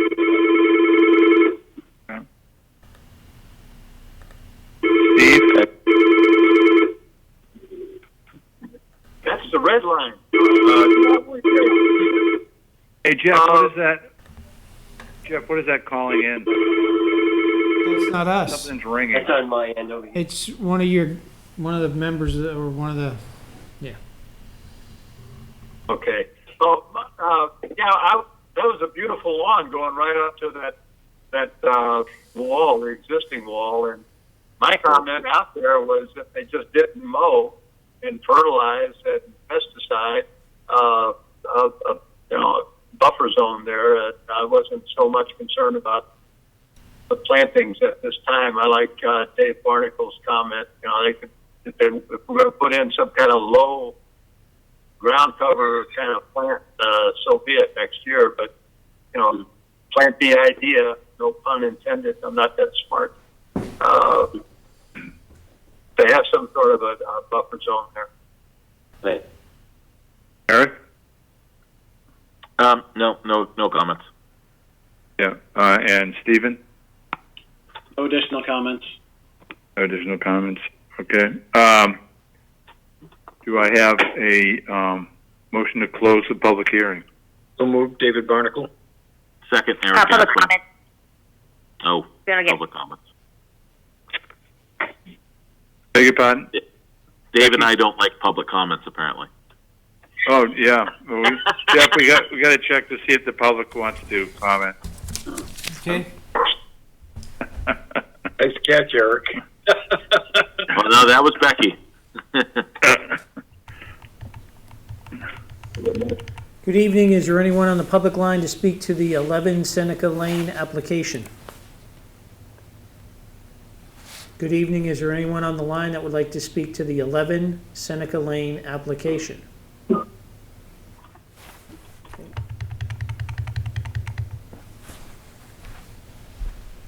There's no one for that application. There's no one. Eric, let's try it again. Mr. Chairman, All right, David Eric. Barnacle would like to make a motion that we close the public hearing. Second, Eric Gaspar. Any discussion? Seeing none? All in favor? Steve? Steve Halderman in favor. Stephen? Stephen Chittister in favor of closing the hearing. David? David Barnacle in favor. Eric? Eric Gaspar in favor. And Ed in favor. Do I have a motion? Make a motion that we approve of the DEP file number 300-1081 for 11 Seneca Lane, as indicated by the agent order of condition, including the planting extension into early next year, like the end of May. All right. Do I have a second on that? Eric Gaspar, second. Any discussion? Seeing none? Yeah. All in favor? Steve Halderman. Okay. What? Steve I Halderman, started what did you say? to say, well, we normally give some sort of advice as to plantings. I mean, are we talking about trees? Are we talking about shrubs? Are we talking about ground cover? Are we talking about just simply don't mow it and let wild stuff appear? We ought to say what we mean by plantings. I would be confused if I was Mr. Tebow at this particular point in time. I wondered if like a vinca, ground cover, something like that would provide some. Would be fine. Yeah. Yeah, I think that it's going to have to depend on what the homeowner likes. We'd like it to be as natural as possible. Mm-hmm. Right. Why don't we So indicate how about, that they should check with Becky? Native could ground check with that. cover or herbaceous. We can just add a condition, come back with your plan for me to look at. I think that's the easiest way to That's do good. that. Yeah, that'd be good. Yeah. Yeah, that'll allow me to Everybody speak with agree the with that? homeowner. Yeah. Any further discussion? All in favor? Eric? Eric Gaspar in favor. Steve Halderman? Steve Halderman in favor. David? David Barnacle in favor. Stephen? Stephen Chittister in favor. And Ed Goodwin in favor. Thank you, Mike. Take care and have a nice holiday. Thank you. Yeah, we are on. Yeah.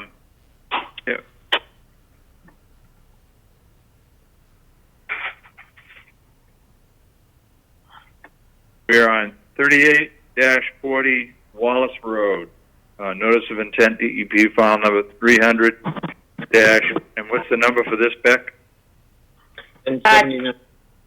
Yep, 1079. 179. Okay.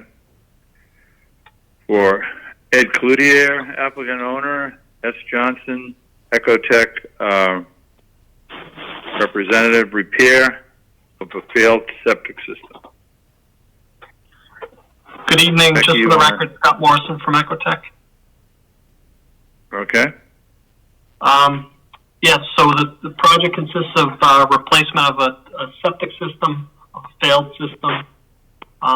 The plans were recently revised after a site walk. There had been some riprap proposed on the slope between the proposed septic system and the river.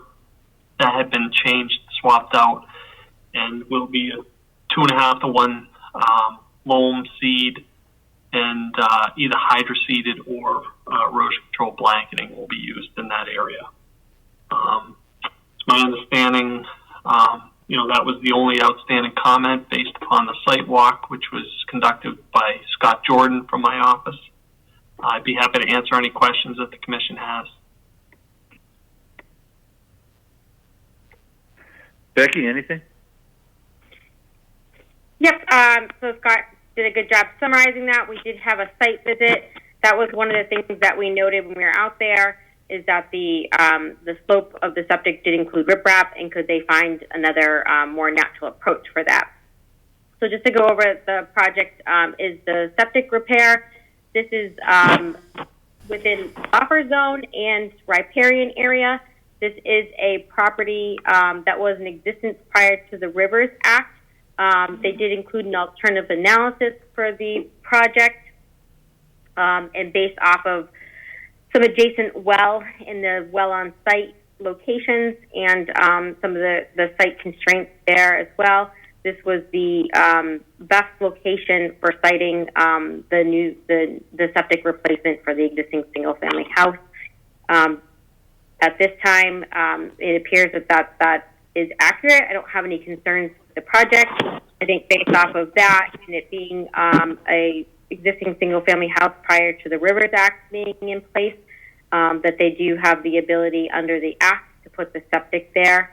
I would recommend approval of the project with our typical orders of conditions.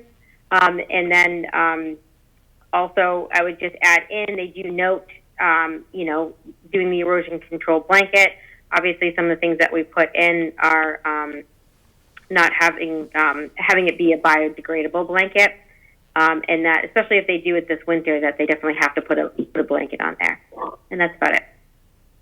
Yeah. Great. All right. David, anything? Oh. All right. Steve? No, I wouldn't add anything. It's very good, Becky. Stephen? I agree. Thanks, Becky. Eric?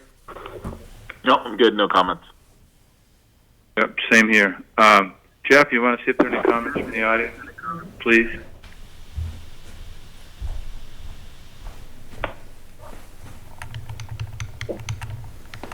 Good evening. Is there anyone on the public line that would like to speak to the 38-40 Wallace Road application?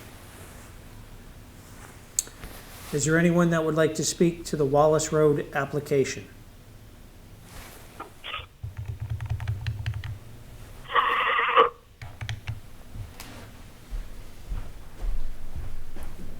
No takers, Mr. Chair. Thanks, Jeff. Thank you. Someone like to make a motion? Motion to close the public hearing. Yeah, I'll second that. All right. Discussion? Seeing none. David, how do you vote? Barnacle in favor. Eric? Eric Gaspar in favor. Steve? Steve Halterman in favor. Stephen? Stephen Chittister in favor. And Ed Goodwin in favor. Do I have a motion?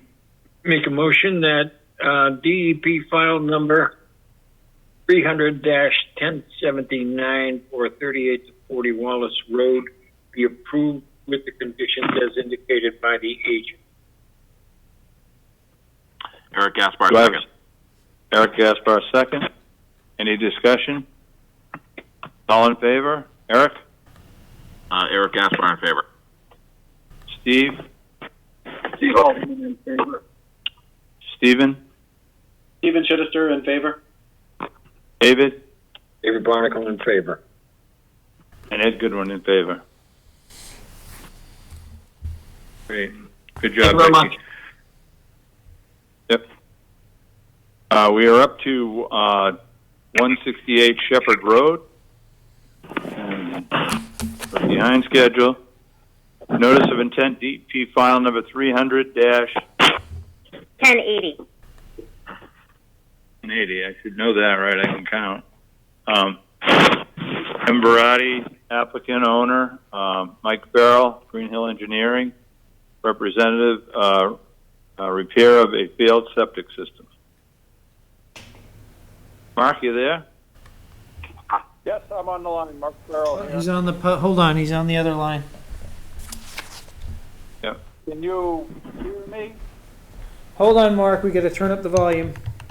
Wait, Mark. Okay, thank you. All right, go ahead, Mark. Mark Farrell here. Is my audio coming in okay? It's perfect. Okay, great. Anything. You can't hear anything. But we can hear you. That is good. Yeah. Do I need to do something on my end, or are we good? You're good. Go. No, we're all set. Okay. So this is a repair of a septic system for existing single-family home on Shepherd Road. There's a well between the house and the road, and in the backyard there's two existing leach pits that did not pass Title V and need to be replaced. So we're proposing to put in a new 1,500-gallon septic tank, followed by a pump chamber to pump up to a Presby system. All of the work will be done within the existing lawn area, if you would. Below the lawn is a steep fill slope that goes down to a bordering vegetated wetland. But all of the work will be within that, the lawn area. There's not, the system's going to pretty much go back to the existing grade there, so there's not a lot of fill or above ground system. And below the area we proposed, after the site walk, Becky recommended that we increase have more than just wattle. So there's I revised the plans and have a proposed wattle and a silt fence below the work area.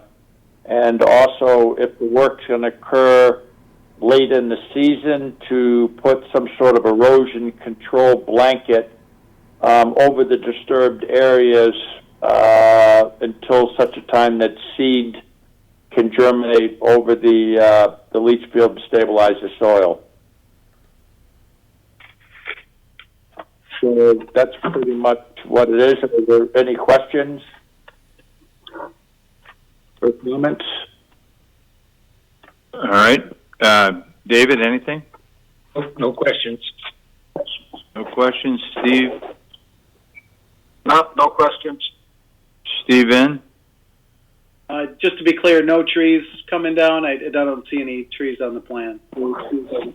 No, Mark Farrell here. No trees are to come down with the installation of the septic system. Okay, thanks, Mark. Eric? Nothing. Nothing? Even though you got there from a different direction than we did? Geographically challenged. Waze got me there, just not the short one. No, I don't have any comments either. It sounds great. Yep.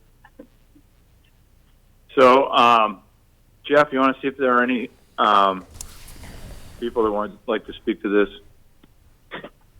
This hot item. Yeah. Good evening. Is there anyone on the public line to speak to the 168 Shepherd Road application? Other than Mark? Okay. No one on the line, Mr. Chair. Thank you, Jeff. I'd like a motion to close the public hearing.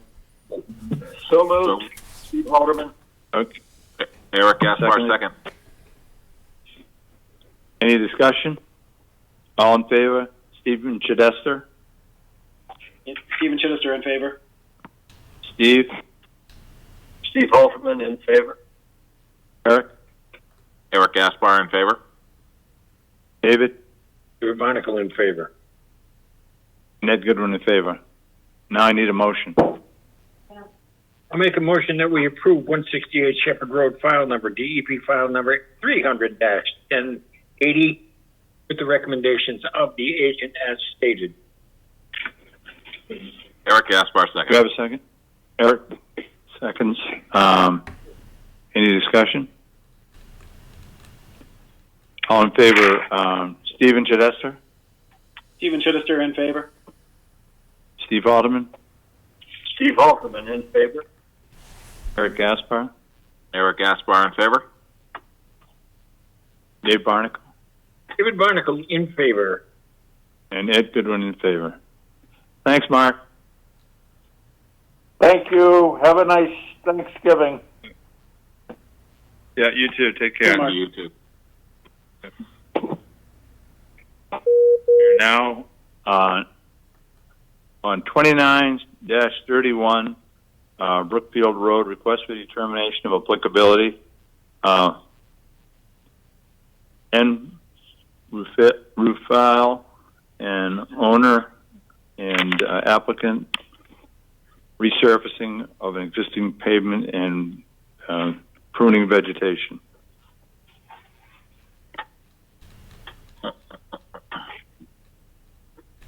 All right. So Nabil's on, but I can just give a quick summary of the project description here. So this is I'll just summarize it real quick. So resurfacing project of the existing pavement at the site. We did do a site visit out here. It also includes some trimming of vegetation overhanging the garage structure and the pavement. So there are wetlands located behind the site. We did take a look at some of the areas on here. One of the areas which was discussed was, there's a sump pump which has a pipe coming out. We'd like to make some modifications to that. We discussed adding like a kind of like a little recharge dispersal pad area for that, so it's not directing it off his property onto the neighbors directly. So after the site visit, I did send a detail over to him to kind of use as an example for that. So based off of our site visit and the scope of the project, and I'll let Nabil add anything he wants, so I'll just continue with my recommendations.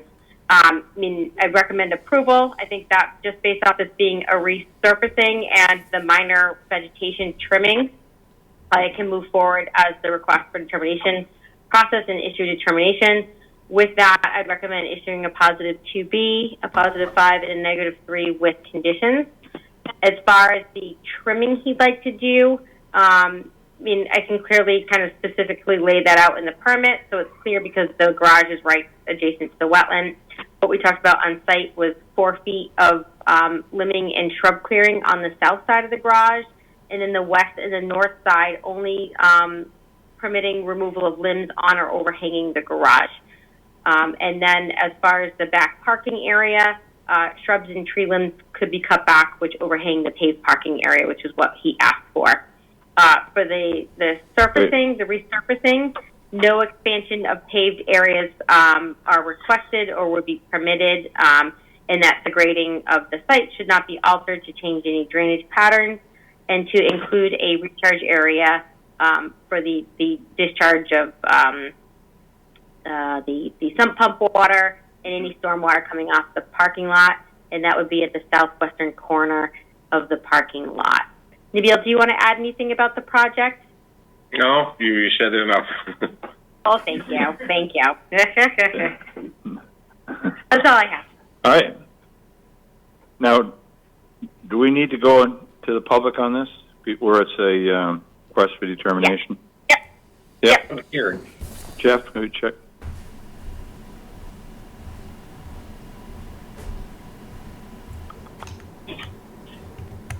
Good evening. Is there anyone on the public line to speak to the 29-31 Brookfield Road request for determination? Is there anyone to speak to the 29-31 Brookfield Road request for determination? There's no one on the line, Mr. Chair. Thanks, Jeff. Having no one on the line, I'd like to close the public hearing. So moved. Okay. David and Steve's. Give it to Steve Halterman. Yeah, Steve. I need to put my resume. And, seeing no discussion, all in favor, Eric? Eric Gaspar in favor. Steve? Steve Halterman in favor. Stephen Chidester? Stephen Chittister in favor. Dave Barnacle? Dave Barnacle in favor. And Ed Goodwin in favor. Do I have a motion?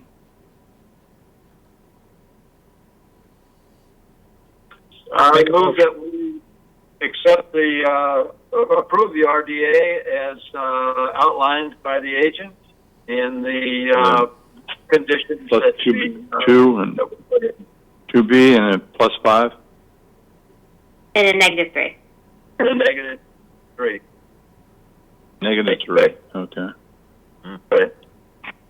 Eric Gaspar. Do I have a second on it? Any discussion?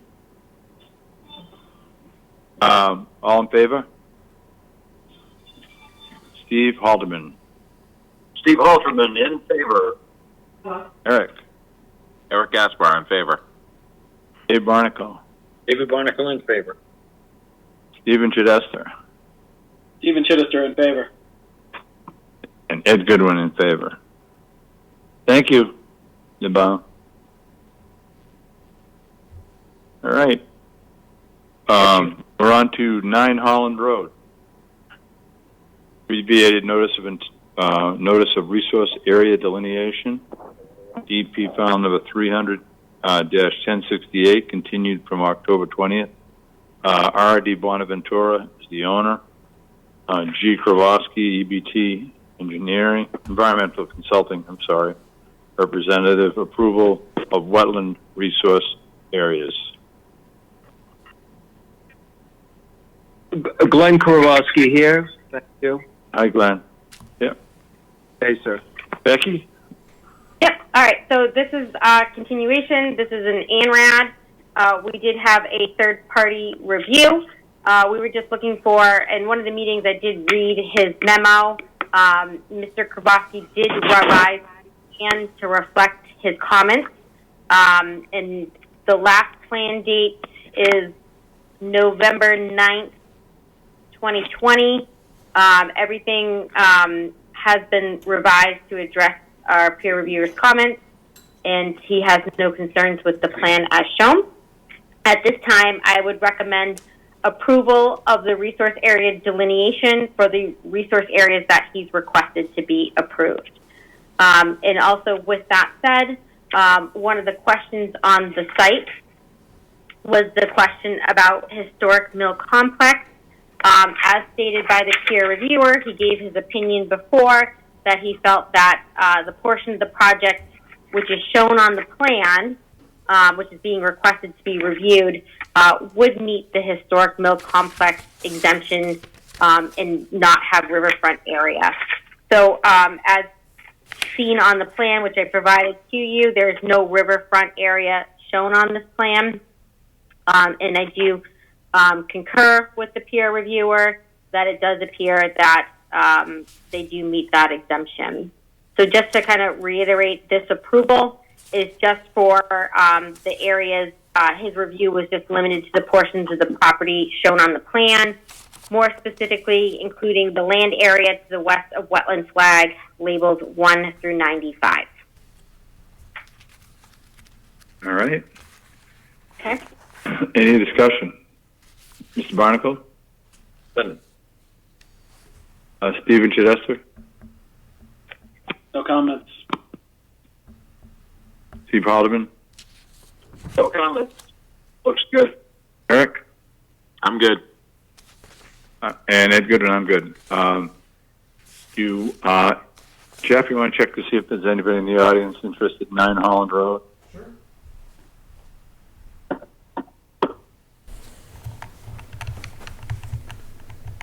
Good evening. Is there anyone on the line to speak to the 9 Holland Road application? Good evening. Is there anyone on the line to speak to the 9 Holland Road application?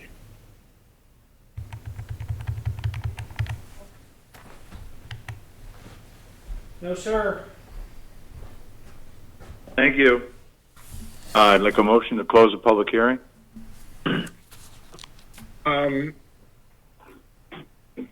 Second the motion. Steve Alderman. Okay. Second? I thought Steve seconded it. Yeah, I'll second it. All right. I don't know what I got, but I got something there. Any discussion? All in favor? Stephen Chidester? Stephen Chidester in favor. Dave Barnacle? Article in favor. Eric? Eric Gaspar in favor. And Steve Alderman? Steve Alderman in favor. And Ed Goodwin in favor. Do I have a motion? I move, this is Steve Alderman, I move that we accept the abbreviated notice of resource area delineation, DEP file number 300-1068 as discussed. Eric Gaspar, second. Eric, second. Any discussion? All in favor? Steve Chidester? Stephen Chidester in favor. David Barnacle? David Barnacle in favor. Eric Gaspar? Eric Gaspar in favor. Steve Alderman? Steve Alderman in favor. And Ed Goodwin in favor. Glenn Kowalski to say thank you very much for your time. Thank you. Thanks, Glenn. Yep. We had also decided, according to Becky Costa, we're going to talk about the enforcement order. I'm still here. Yeah, so we had a site visit last week to go over the site. And what was discussed was there was a proposal for some off-site mitigation in an area that was cut for some Norway maple removal. Glenn, were you going to put a plan together and submit that for them? Okay. Yes, ma'am. I would request that I have, if you can put me on the next agenda, we'll work on that in the next couple of days. Get through a plan, seeding, removal, methodology, oversight. And I appreciate again that the Commission's indulgence to bring that all forward within the next week so that you'll have 7 days or more to whatever that next meeting is to review the plan of mitigation. Of exotic invasive plant removal, many more than just Norway maple, all the rest that we discussed. I appreciate it. All right, thank you. Thank you again. We are now on to 286 Big Allen Road. Thank you again. Request for determination of applicability. G. Hunt is the owner applicant. M. Labigny, ground effects representative, landscaping and replacement of an upland retaining wall and associated site work. Okay. Becky, are you handling this, or Mike? Mark, are you on by any chance? Mark, there? Yes, I'm here. Mark Levine here from Ground Effects. All right, Mark, do you want to just give a summary of the project? Sure. The basic project is to get rid of, there's a failing block wall on the property right now. We'd like to remove that and put a stone wall in, a natural stone wall, and some regrading up above to put in a pervious patio. We're staying outside of the 50-foot buffer area everywhere, and the only thing that, other than the plan that seems to be up in the air is there's a little bit of disagreement about the grinder tank. One report said it was cracked and may need to be repaired or replaced, and another report says there's nothing wrong with it. So nothing would happen on it until there was a further investigation. But our plan would be to get all the erosion control around that in case something was found that it did need to be happening. It seemed to make sense that that part of the project would take place while the other project was going on.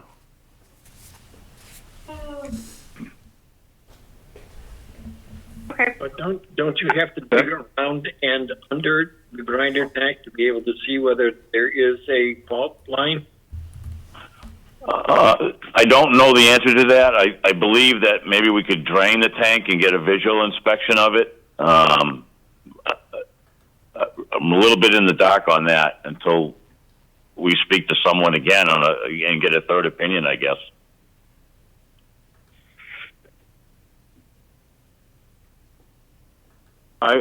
This is Ed Goodman. I really feel that when somebody sells someone a house and tells them that there's a crack in the grinder tank, that they're not doing it, to get more money for the house. It's a really tough way of putting it. So we really definitely have to put that in the order of conditions. I don't have any problem with the project as outlined, but I think that a professional inspection of the grinder tank for cracks, leaks, whatever, has to be a part of. I mean, they're going to be digging in that area. If they can just drain it and look in it, that's fine. But I think we don't want to find out in 2 years that it's been seeping into the lake. No, I would agree, and I believe the homeowners feel the same way. They're actually the ones that are pushing to make sure that if there is a problem, it's getting taken care of. Okay, good. All right. Then, any comments from anybody on the new plan? All right. That being said, what we can do is see if there's anybody out there that would like to talk about this, Jeff. Okay. It's 286 Big Allen. Yep. Good evening. Is there anyone on the public line that would like to speak to the 286 Big Allen Road application? Is there anyone to speak to the 286 Big Allen Road application? No one wants to speak to that one, Mr. Chair. Thanks, Jeff. I'd like a motion to close the public hearing. So moved. Eric Gaspar. Steve Holderman. Do I have a second? Oh, get that out there, Steve, huh? Any discussion? Be at 9:30.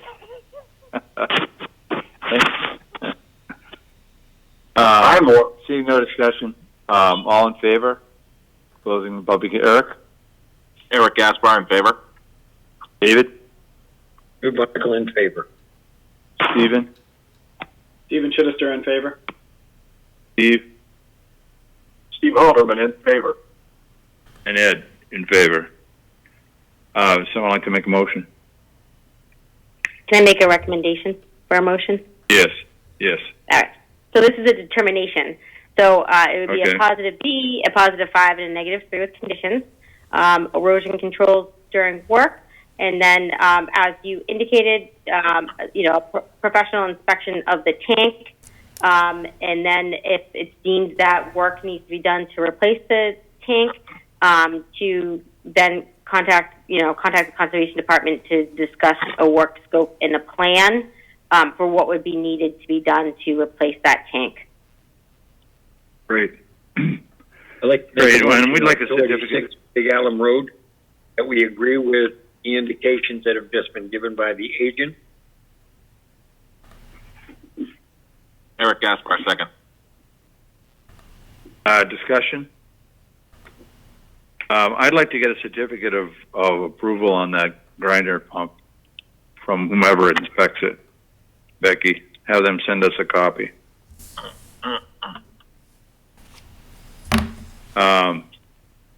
Any further discussion? Yeah, I have a quick question, Ed. Sure. Doesn't the town own the grinder pump? They're on the town sewer. The town owns my grinder pump, and when the motor goes, they come out and they pull the whole thing out. Steve, that was just a charity that they own yours. They did that for it was nobody else in town, so they own. Oh, but Steve, you notice that Becky did indicate that Viola came out and looked at it. Viola said there was no crack.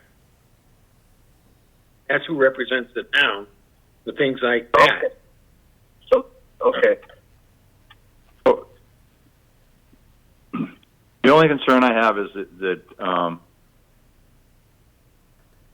the owner said that it was cracked. Can I jump in for a second? This is who? Who wants to jump in? Go ahead, jump in.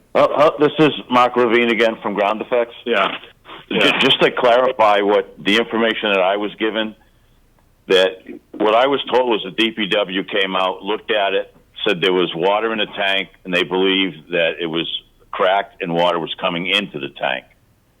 And then I believe Becky had the water department go out, and they looked at it and said there was, during a period of high water, there was no water in the tank. They did not believe it was cracked. And so that's where the confusion is the homeowner's just trying to do their due diligence. They definitely want to fix the tank if it needs to be fixed.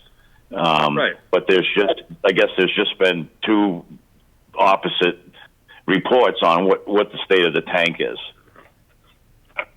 Yeah, no, that's completely understandable. I just don't want to walk away from it in 3 years and find out that for 3 years it's been leaking. And, no, but Ed, I think our motion covers. Yeah, it does. Yeah. So where were we? We have a motion and we had a second, and this was discussion for the motion. Any further discussion? All in favor? Eric Gaspar in favor. David? David Barnacle in favor. Stephen Chittister in favor. Steve Haldeman? Steve Haldeman in favor. And Ed Goodwin in favor. Great. All right, we're now at 100 Charlton Road. Notice of intent, DEP file number 300. What is it, Becky? We did not receive a file number for this one yet. Okay. M. Kroger, applicant owner. J. Panter, Kimley-Horn, a representative. Repair of a failed retaining wall and associated site work. All right. Who's here? Who do we have? Mark? How you doing? Hey guys, Mark is on from CIM, and this is Phil Kaufman. Yeah, so Jake is not on, but Phil, I'm on.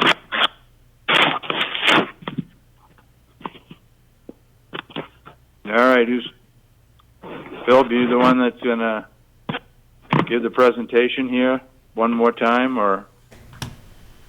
I'm happy to. My understanding is you guys had an opportunity to go and walk your site. Becky, is the group familiar with this last option? I mean, I don't want to take up any more time. I'm happy to walk through it, or if you guys already feel comfortable with it, I'm certainly fine just fielding any questions. Well, I wasn't thinking about using it on my foundation at this point. I think I'd like to hear it. We got some interference, Jeff. Yeah, caller 16. I don't know who that is, but you're muted. So there you go. Okay, Mr. Chair. All right, thank you. Go ahead, Bill. Yeah, I'm happy to share my screen. Maybe I can. Well, no. I have. Okay, that's it. Yeah, Phil, it's Becky. I have the plans, and I can share my screen and put them up. Do you want me to go with the plan stack? Yeah, go ahead, Beck.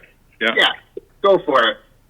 And while you're bringing that up, I mean, the real short and easy explanation is what we're proposing now is a pinned mesh solution where we're essentially proposing to really exactly what it's called, take a mesh system and pin it to the face and behind the wall. So it's going to be a combination of mesh support holding the blocks into place.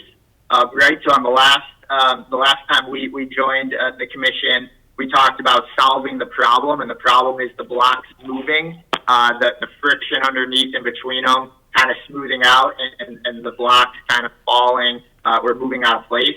This pin mesh, the mesh wall, and for the mesh system right in front of the wall will hold everything in place, and there will be a series of soil nails that will essentially nail that mesh in front of the wall. So it will be all the full length and height. It'll be the front of the wall, and then it will also be to about halfway up behind the wall, where we're taking care of really the soil that all the bearing ratio and the bearing weight is pushing on that wall. So it's a combination of soil nails, but we feel like after hearing the feedback and the comments and questions from the last two commissions we attended, it was really how do we minimize the impact, how do we minimize the spacing for restoration. And so while we still do need to clear the space and get the equipment down in front of the wall, the big difference here is the last proposed solution, we were building a new wall 10 feet in front, which ate into the buffer space between the wall and the wetlands. Now, once we're done, we're packing up and we're moving out, and we have all of that space back to allow for new trees and new plants and new restoration. And we've proposed, as part of our submittal, we've proposed a landscaping plan, but we're certainly open, to meet kind of the needs and to hear feedback and certainly do whatever the commission sees necessary, if it's a little bit more, a little bit less, anything like that.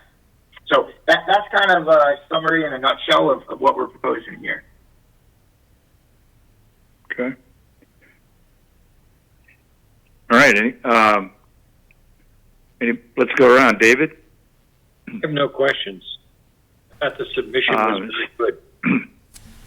Stephen? Yeah, I have at least one question. So in the previous discussion, we talked about possibly removing the top course of the existing blocks and kind of angling the slope back to reduce the amount of pressure on the wall. Is that, are you removing any of the existing blocks, or is it staying exactly the way it is? Yeah, so we're not. So we're no longer doing kind of that series where we would reduce the height and then build a kind of a second wall closer to the actual shopping center. We're not doing that at all. We're maintaining the existing wall in place, and we're pinning the mesh system to the existing wall. The only thing that I'll comment on is our modeling, and as we did the kind of calculations and the engineering, and really GSI, I'm taking the credit, but as GSI did the calculations, we use the same factor of safety for all three, right? So at this point, this is now the third option. So we feel very comfortable, even though the wall is staying at the existing height and we're not shortening it, based on the soil nails and the spacing that we've designed. We feel equally as confident, the same factor of safety that we have for both of the other options as well. So just a follow-up question on that. The top course of blocks are already kind of moving out over the second block down. So you got an overhang. Are those blocks going to be pushed back into their original positions, or is it going to be left the way it is? No, my understanding is to install what we're talking about installing, those will have to get pushed back into place. Okay, good. All right, I think that's it for me. Ed. Good questions. Steve? Yeah, somewhere along the line, I can't remember how big these nails are, the soil nails, and how they're constructed, that they're going to go in and not come out.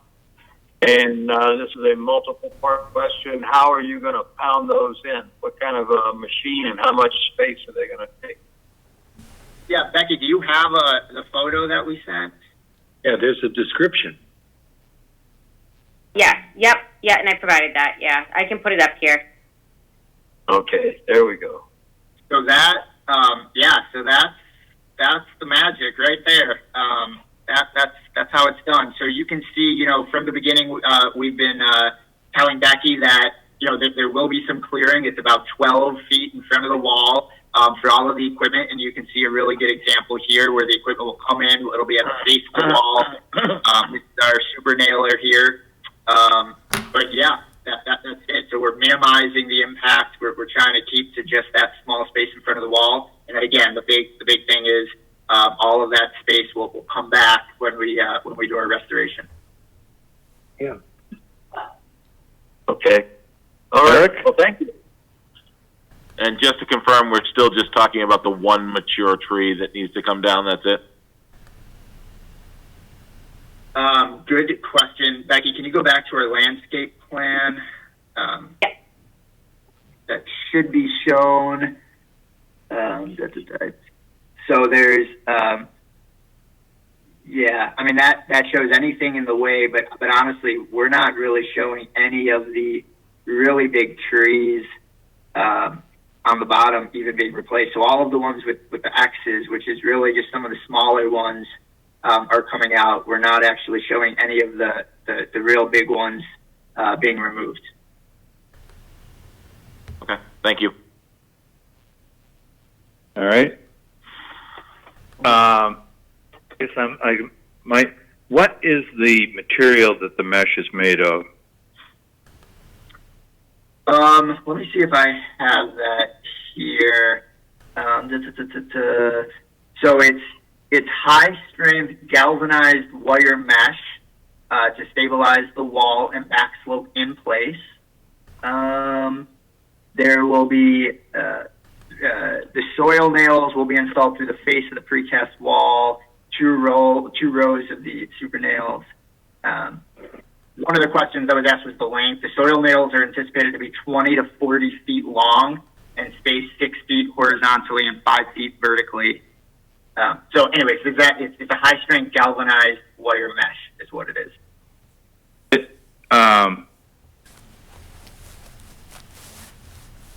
I'm trying to, I guess, let me ask, this is a very unscientific way of asking the question, but is this welded at every spot on the mesh? I mean, are we talking, I don't understand how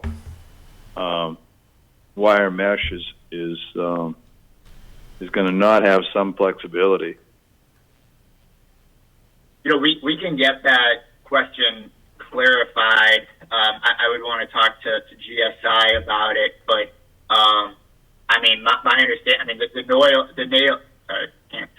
nails, will be holding that mesh into place, and the spacing is that where it's, every 6 feet horizontally and every 5 feet, so it's 5 by 6 literally blocks of the nails that are going in. So they're pretty tightly centered to each other to hold that wire mesh in place.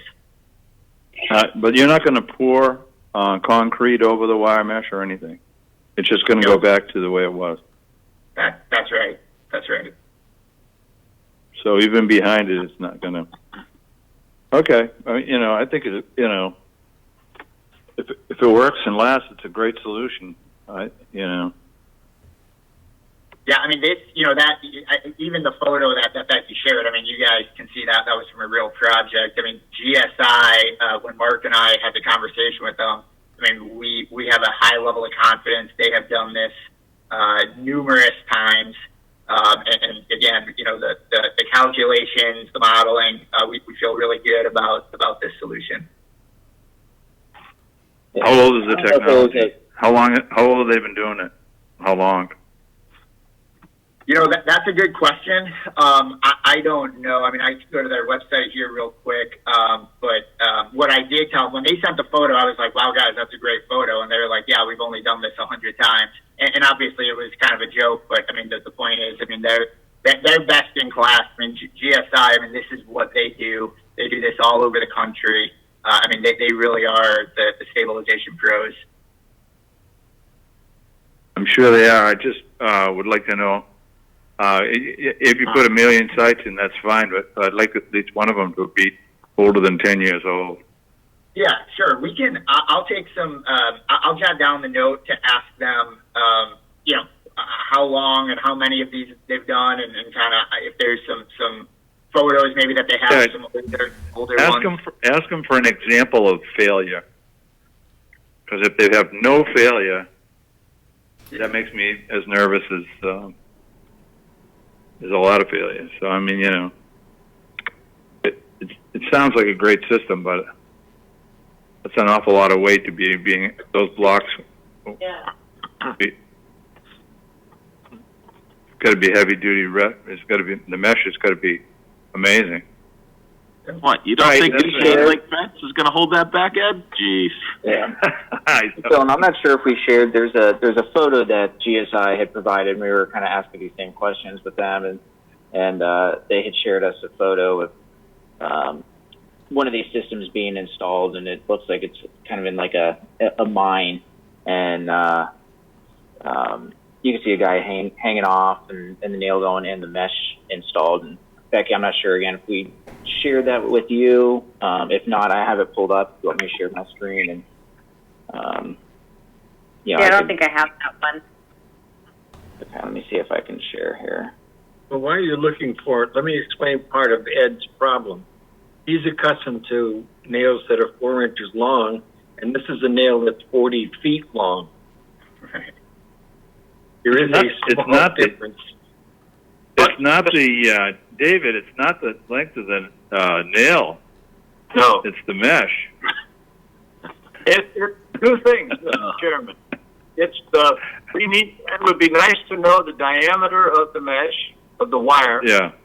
And it would be very important to know how the nail is attached to the wire. We've all probably nailed a chicken wire to a 2x4.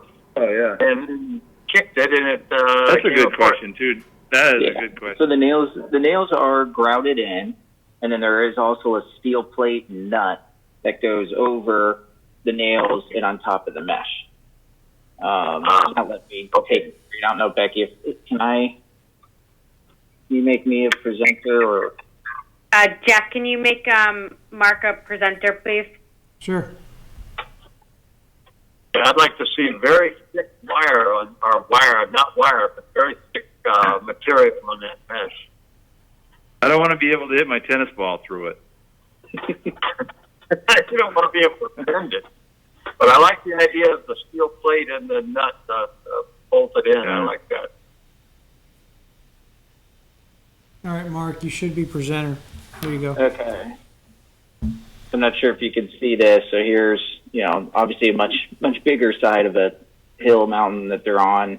It's got the super nailer, and then you can see the mesh here that they're getting installed. And then just on GSI's website, they've got a picture here. It's kind of a little more what we're looking at situation as far as not as steep of a slope, and you can see the mesh, the plates, the nails installed. Yeah, that mesh looks very heavy duty. I like this. That's what they're going to use. I like that. Oh my God. And we'll follow up. I mean, we'll get the diameter. I mean, we'll get that information. I apologize for not having that, but yeah, we'll circle back with Becky on that. Good. Yeah, this looks all right. good. Where to go from here, gentlemen? So, well, just so the project team's clear, we don't have a DEP file number or comments yet, so it has to be continued to allow for that. So I think my recommendation would be continue to our December 1st meeting. which is the next meeting we're having. Hopefully that's sufficient time for DEP to get a file number and comments. They can come back with that bit of information that you're looking for. Go. But I just wanted Anybody to have add any? Go ahead. Yeah. No, sorry, go ahead. Go ahead. So I was just going to say, I appreciate that they've looked at all these alternatives. This is a wall that when I started here over 3 years ago was told about, and we've really been working to try to get this fixed before we have a really big failure out there. So really happy to see this plan. I think that might be a couple outstanding questions. I'm really happy with the landscaping plan. We're taking out some white pines that have grown up from, probably when it was disturbed when the wall was put in. We've got a good diverse, shrub and tree planting going in. That's going to be an improvement. So I think it's a good plan. Just get those questions answered. The one thing I would comment on is that, it is a structural wall, and they know they need to get a building permit for that, but I think that we're going to need a stamped engineered plan prior to them starting work too. So I'm not really sure how long they need to get that stamped plan, but I think as long as that stamped plan is received prior to work, I think that would be acceptable in this situation.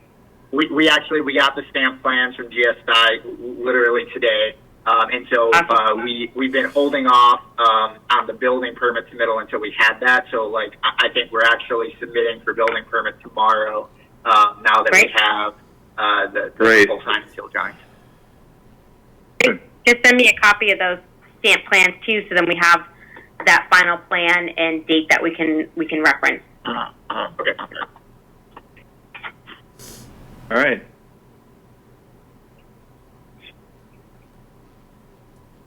Becky, do we have the plan that shows what's behind that wall that those nails are going to go into? For those of us who have pounded a board into dirt, and no matter how big the nail is, it's not going to hold it. So I'm just curious, do they know what those nails are going to go into that's going to actually hold those enormous boulders in place? Yeah, we had... go ahead, Becky. No, I was going to refer to you that you guys have done some boring out there before. That's exactly right. That's what I was going to say. At the very, very beginning, at the onset of this project, we engaged Professional Service Industries, PSI, Intertech PSI, a national geotech company. We did some borings. We had some soil samples done. We have a good understanding of the soil types out there and how that kind of plays into the big picture. So, again, we've ran the calc. We feel really good about this solution. Soil type scares me. I know about soil type. I want to know that's the problem. You could put a 50-foot nail in soil, and when a 2,000-pound stone decides to move, that nail is not going to hold it. I'm just curious. There's got to be something, stone or something that's going to go into that's going to hold it. The mesh is one part of it, and I like the steel plate. I like the size of the mesh. But unless those nails are in something, I've just built too many things on a little bit smaller scale. But yeah, I guess I don't know entirely how to answer. I without being argumentative, I guess respectfully, the angle of the angle of the nails, the amount of nails, the spacing of the nails, everything that was considered all encompassing. When you look at the design as a whole, that's what the model shows, is that we're the design. And again, with a factor of safety. We use the factor of safety for all three of the options that we considered, and the engineering. We feel really good about the solution. Yeah. Thank you for mentioning angle. That's huge. Thank you. Okay, I'm okay with this. If you care. All right. All right, Becky. Well, we'll just continue this then, right? We don't have anything to.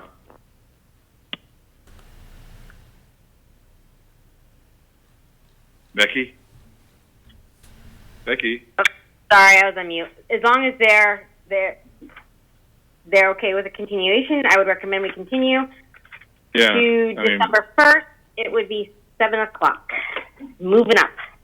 So, just I guess for my own curiosity, so there's basically it's the DEP number that needs to be issued. Is it common, or how long? I mean, is it just they're falling behind a little bit? And I guess just Mark would kill me if I didn't at least ask the question. I mean, there's no way to get a conditional approval, get approval today on the condition that DEP number kind of comes through.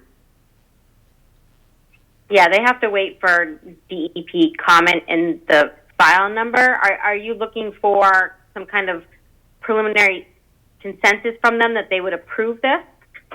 I think ultimately what we're trying to accomplish is, I mean, we do want to start construction in December. I mean, the fact that the meeting's December 1st, I think, I mean, it is what it is. I mean, hearing you loud and clear, I mean, I think that's what is the case. But in order to keep to kind of the schedule we're looking at, GSI, you know, by the day we get approval, they still need a couple weeks to fully mobilize. So we just want to do everything we can to get out there and actually get this going as soon as possible. I mean, we want to be done, you know, by the end of January-ish, early February. As soon as you guys give us the thumbs up, we're full steam ahead. But, well, as Becky said, we need the DEP file number in order to issue. Okay. So I guess my does anybody have if we have anybody the on number by the December 1st hearing and come before you guys again and we get our approval, is that it? Is there another couple days or week lag before, if we have our building permit at that time, can we go ahead and we can give you the approval at that time? At that time. Okay. There is an appeal process, but I don't think that it would be something you need to. The appeal, somebody wanted to appeal it, but there's nobody even at these meetings, so I wouldn't think that would be a problem. Okay. I guess if you don't mind my absolute last question, I promise. Becky, is there anything that we can do at Kimley Horn? Somebody we can call? I mean, do we need to be more proactive to get the DEP number by December 1st, or do you think that we just don't have it tonight, but we should be in really good shape for a couple of weeks from now? I can contact DEP and see, see when they think they'll have a file number for it. They are behind. Everyone there is working remotely, and it's pretty busy in the central region. But I'm happy to contact. I'm happy to contact them and follow up with that and let them know, you know, that this is for a failing retaining wall that we're looking to get fixed. So this is a safety hazard. Yeah, so I'm happy to do that. Appreciate that. Perfect. Well, that's it for my question. I really appreciate that. Thank you, everybody. Thank you. I'm going to have a vote on that continuation. All in favor of the continuation until December? Steve Alderman. Steve Alderman, in favor. Stephen Chidester. Stephen Chidester, in favor. David B. David Barnacle, in favor. Eric in favor. Yeah. Okay. All right, we are now on to 945 400 Haynes Street. Request to amend the order of conditions, DB file number 300, 1063. Brad is here. Applicant, replacement of the fire suppression line. Hi, Brad. Hi, how are you guys? Okay. Welcome back, Brad. Well, thank you. Hopefully this will be the last time. We're making pretty good progress on our construction at the site, but we've got a couple of issues. Number one, if anybody knows anyone at National Grid that can help us get electric service taken care of sooner rather than later, that'd be fantastic, but that's not why I'm here. The reason we're here, the second kind of outstanding issue, as you'll recall, when we went through the process of getting our approvals, there was question about whether or not the fire suppression line that draws water from Ovide Pond into our fire suppression system would need to be replaced or not. we have sent a diver out into the pond with hopes that we would be able to weld a plate over the end of that pipe to stop the flow of water so that we could put in the new wet well, make all of the necessary connections safely. And just to give you guys a little bit of information on what's happening, that wet well is close to 20 feet deep, and it's a 2-foot diameter pipe. So unless we can stop the flow of water through that pipe, it is very unsafe. It's impossible to safely connect that pipe to the new wet well. And the old wet well could not be reused. It's essentially under the new building. So all that being said, once the divers went out, they found that we could not weld a plate onto the end of that existing line. It is also a corrugated metal line, so we couldn't put a balloon into it to safely stop the flow of water. So since we discovered that, we've been going back and forth with options for a way to stop the flow of water in one way or another, so that we could get the new wet well in, connect the pipe to the wet well, and provide obviously very important fire water for both the hotel and for the new travel center. Clearly a life safety issue. We went through several options. I've talked through most of these with Becky as we've tried to figure out. The first option was to draw down the level of water in the pond so that we could easily make the necessary changes and connections. That, by state law, can only be done during the month of November, and it was going to run into several other issues, so timing became a big problem with that. We looked at just installing another line parallel to the existing line, but again, you run into a lot of issues with wetlands disturbance and getting out into the pond. The last idea that we had come up with was to install a cofferdam system to hold the water back while a new line and intake structure were installed. Rebecca came back to us with some concerns about the amount of disturbance of the wetland being outside of what we were originally permitted for. And then finally, she has asked, and actually we've all looked at the idea of using a suction system to pull water from the pond rather than relying on gravity. The problem with a suction system is you can't let the pipe get to the bottom of the pond because it'll just suck mud in. So again, you're going to have to go out and put in a structure and get everything put into a safe condition. Plus, when you're looking at the fire flow that we need for both buildings at the same time, is close to 1,500 gallons per minute. That's a pretty substantial suction pump. So we kind of scrapped that idea. So, all of these ideas would have had a lot more impact to the environmentally sensitive areas. So what we've come up with is, I'm going to call it kind of a best of both worlds. We're going to be able to use the existing intake structure that's out in the center of the pond. We'll be able to reuse the pipe that flows from that intake structure to the bank, to the upland area, outside of the wetlands, the upland area of the pond. And what we're going to do is put the new intake structure directly beside the old pipe, create a riprap channel between the two, and then just open up the existing line so that water flows from the existing intake structure into that riprap channel, and then into the new intake structure. And Becky, we've got a plan of that. I can share it, or you can. Okay, perfect. If you want to zoom in, you know where it is as well as I do. So you'll see it's basically this little box. Let's get it zoomed in a little bit more. All right, perfect. So I don't think you guys can see my pointer, but Becky, if you can just kind of circle with your pointer where the area we're talking about is with this intake structure. Perfect. So the kind of the rectangular box is the riprap channel, and then you'll see the existing line from the pond running into that box, and then the new intake structure, and there is a detail for that up above that's right beside it that will take the water in. the benefits of this would be that it again lets us reuse the part of the existing system that's in the environmentally sensitive areas, and then we can replace the portion that's in the upland area that's already mostly in the disturbed areas anyway, so that we get again, I call it the best of both worlds. We get a good fire flow.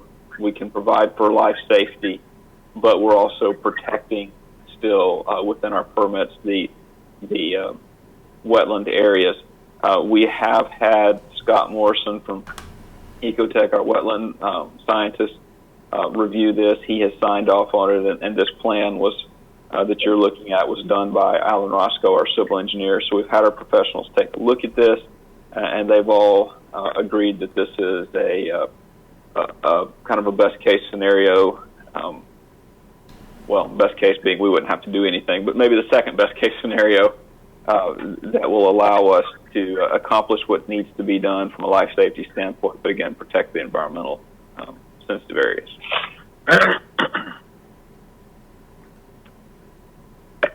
All right, Becky, what do you think? Yeah, so, I mean, I've been working with Brad for a little while, and like he said, we've gone through some different options.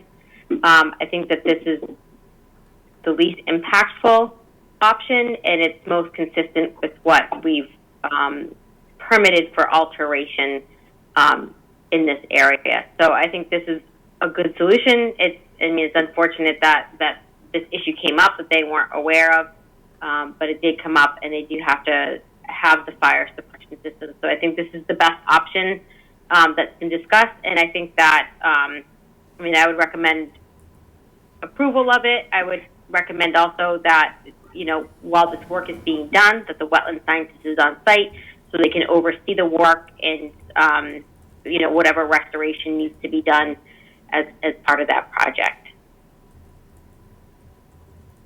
And we would certainly agree with Okay. that condition. Yeah. David? Questions? Beg your pardon? What'd you say, Dave? No question. Oh, no questions. Okay, good. Eric? No, I think it's cool. I have no questions. Steven? Yeah, I guess my only comment would be we did have a peer reviewer looking at the wetlands concerns. Was there any involvement? I think that that whole thing was wrapped up, but should we have any consultation with them or? No. So for this site, we had a peer reviewer for the stormwater. We did not have a peer reviewer for the wetlands out here. Okay. Yeah. No, you're right. Yeah. Okay. I'm okay with it. Okay, Steve Halterman. Yeah, I guess I'm okay with it. I'm not an engineer, but, things that come to mind is like the beaver deceiver. If they put a collar on that corrugated pipe and ran a pipe up above the surface, no water would go in. They could pump it out of the 2-foot diameter, 20-foot deep thing. But like I say, I'm not an engineer. So if people think this is going to work, I'm fine with it. I have no comment. So, I guess the next thing is to see if the audience, Jeff, if we've got anybody that would like to speak to this.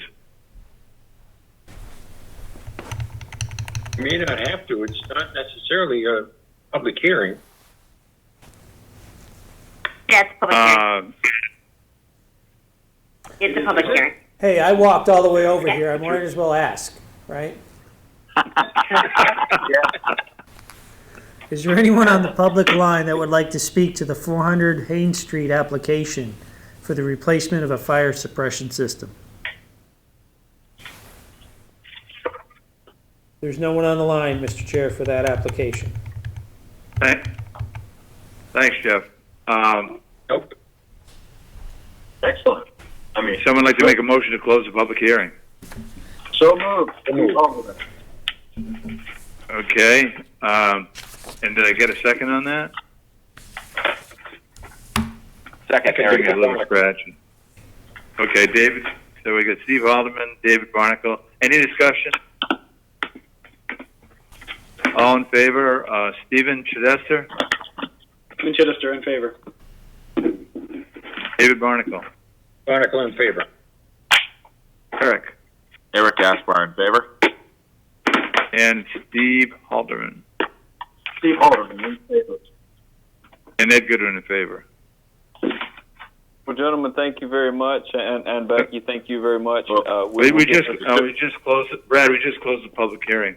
Okay. So now, You can still thank them. yeah. We're closing the public hearing. Sorry about that.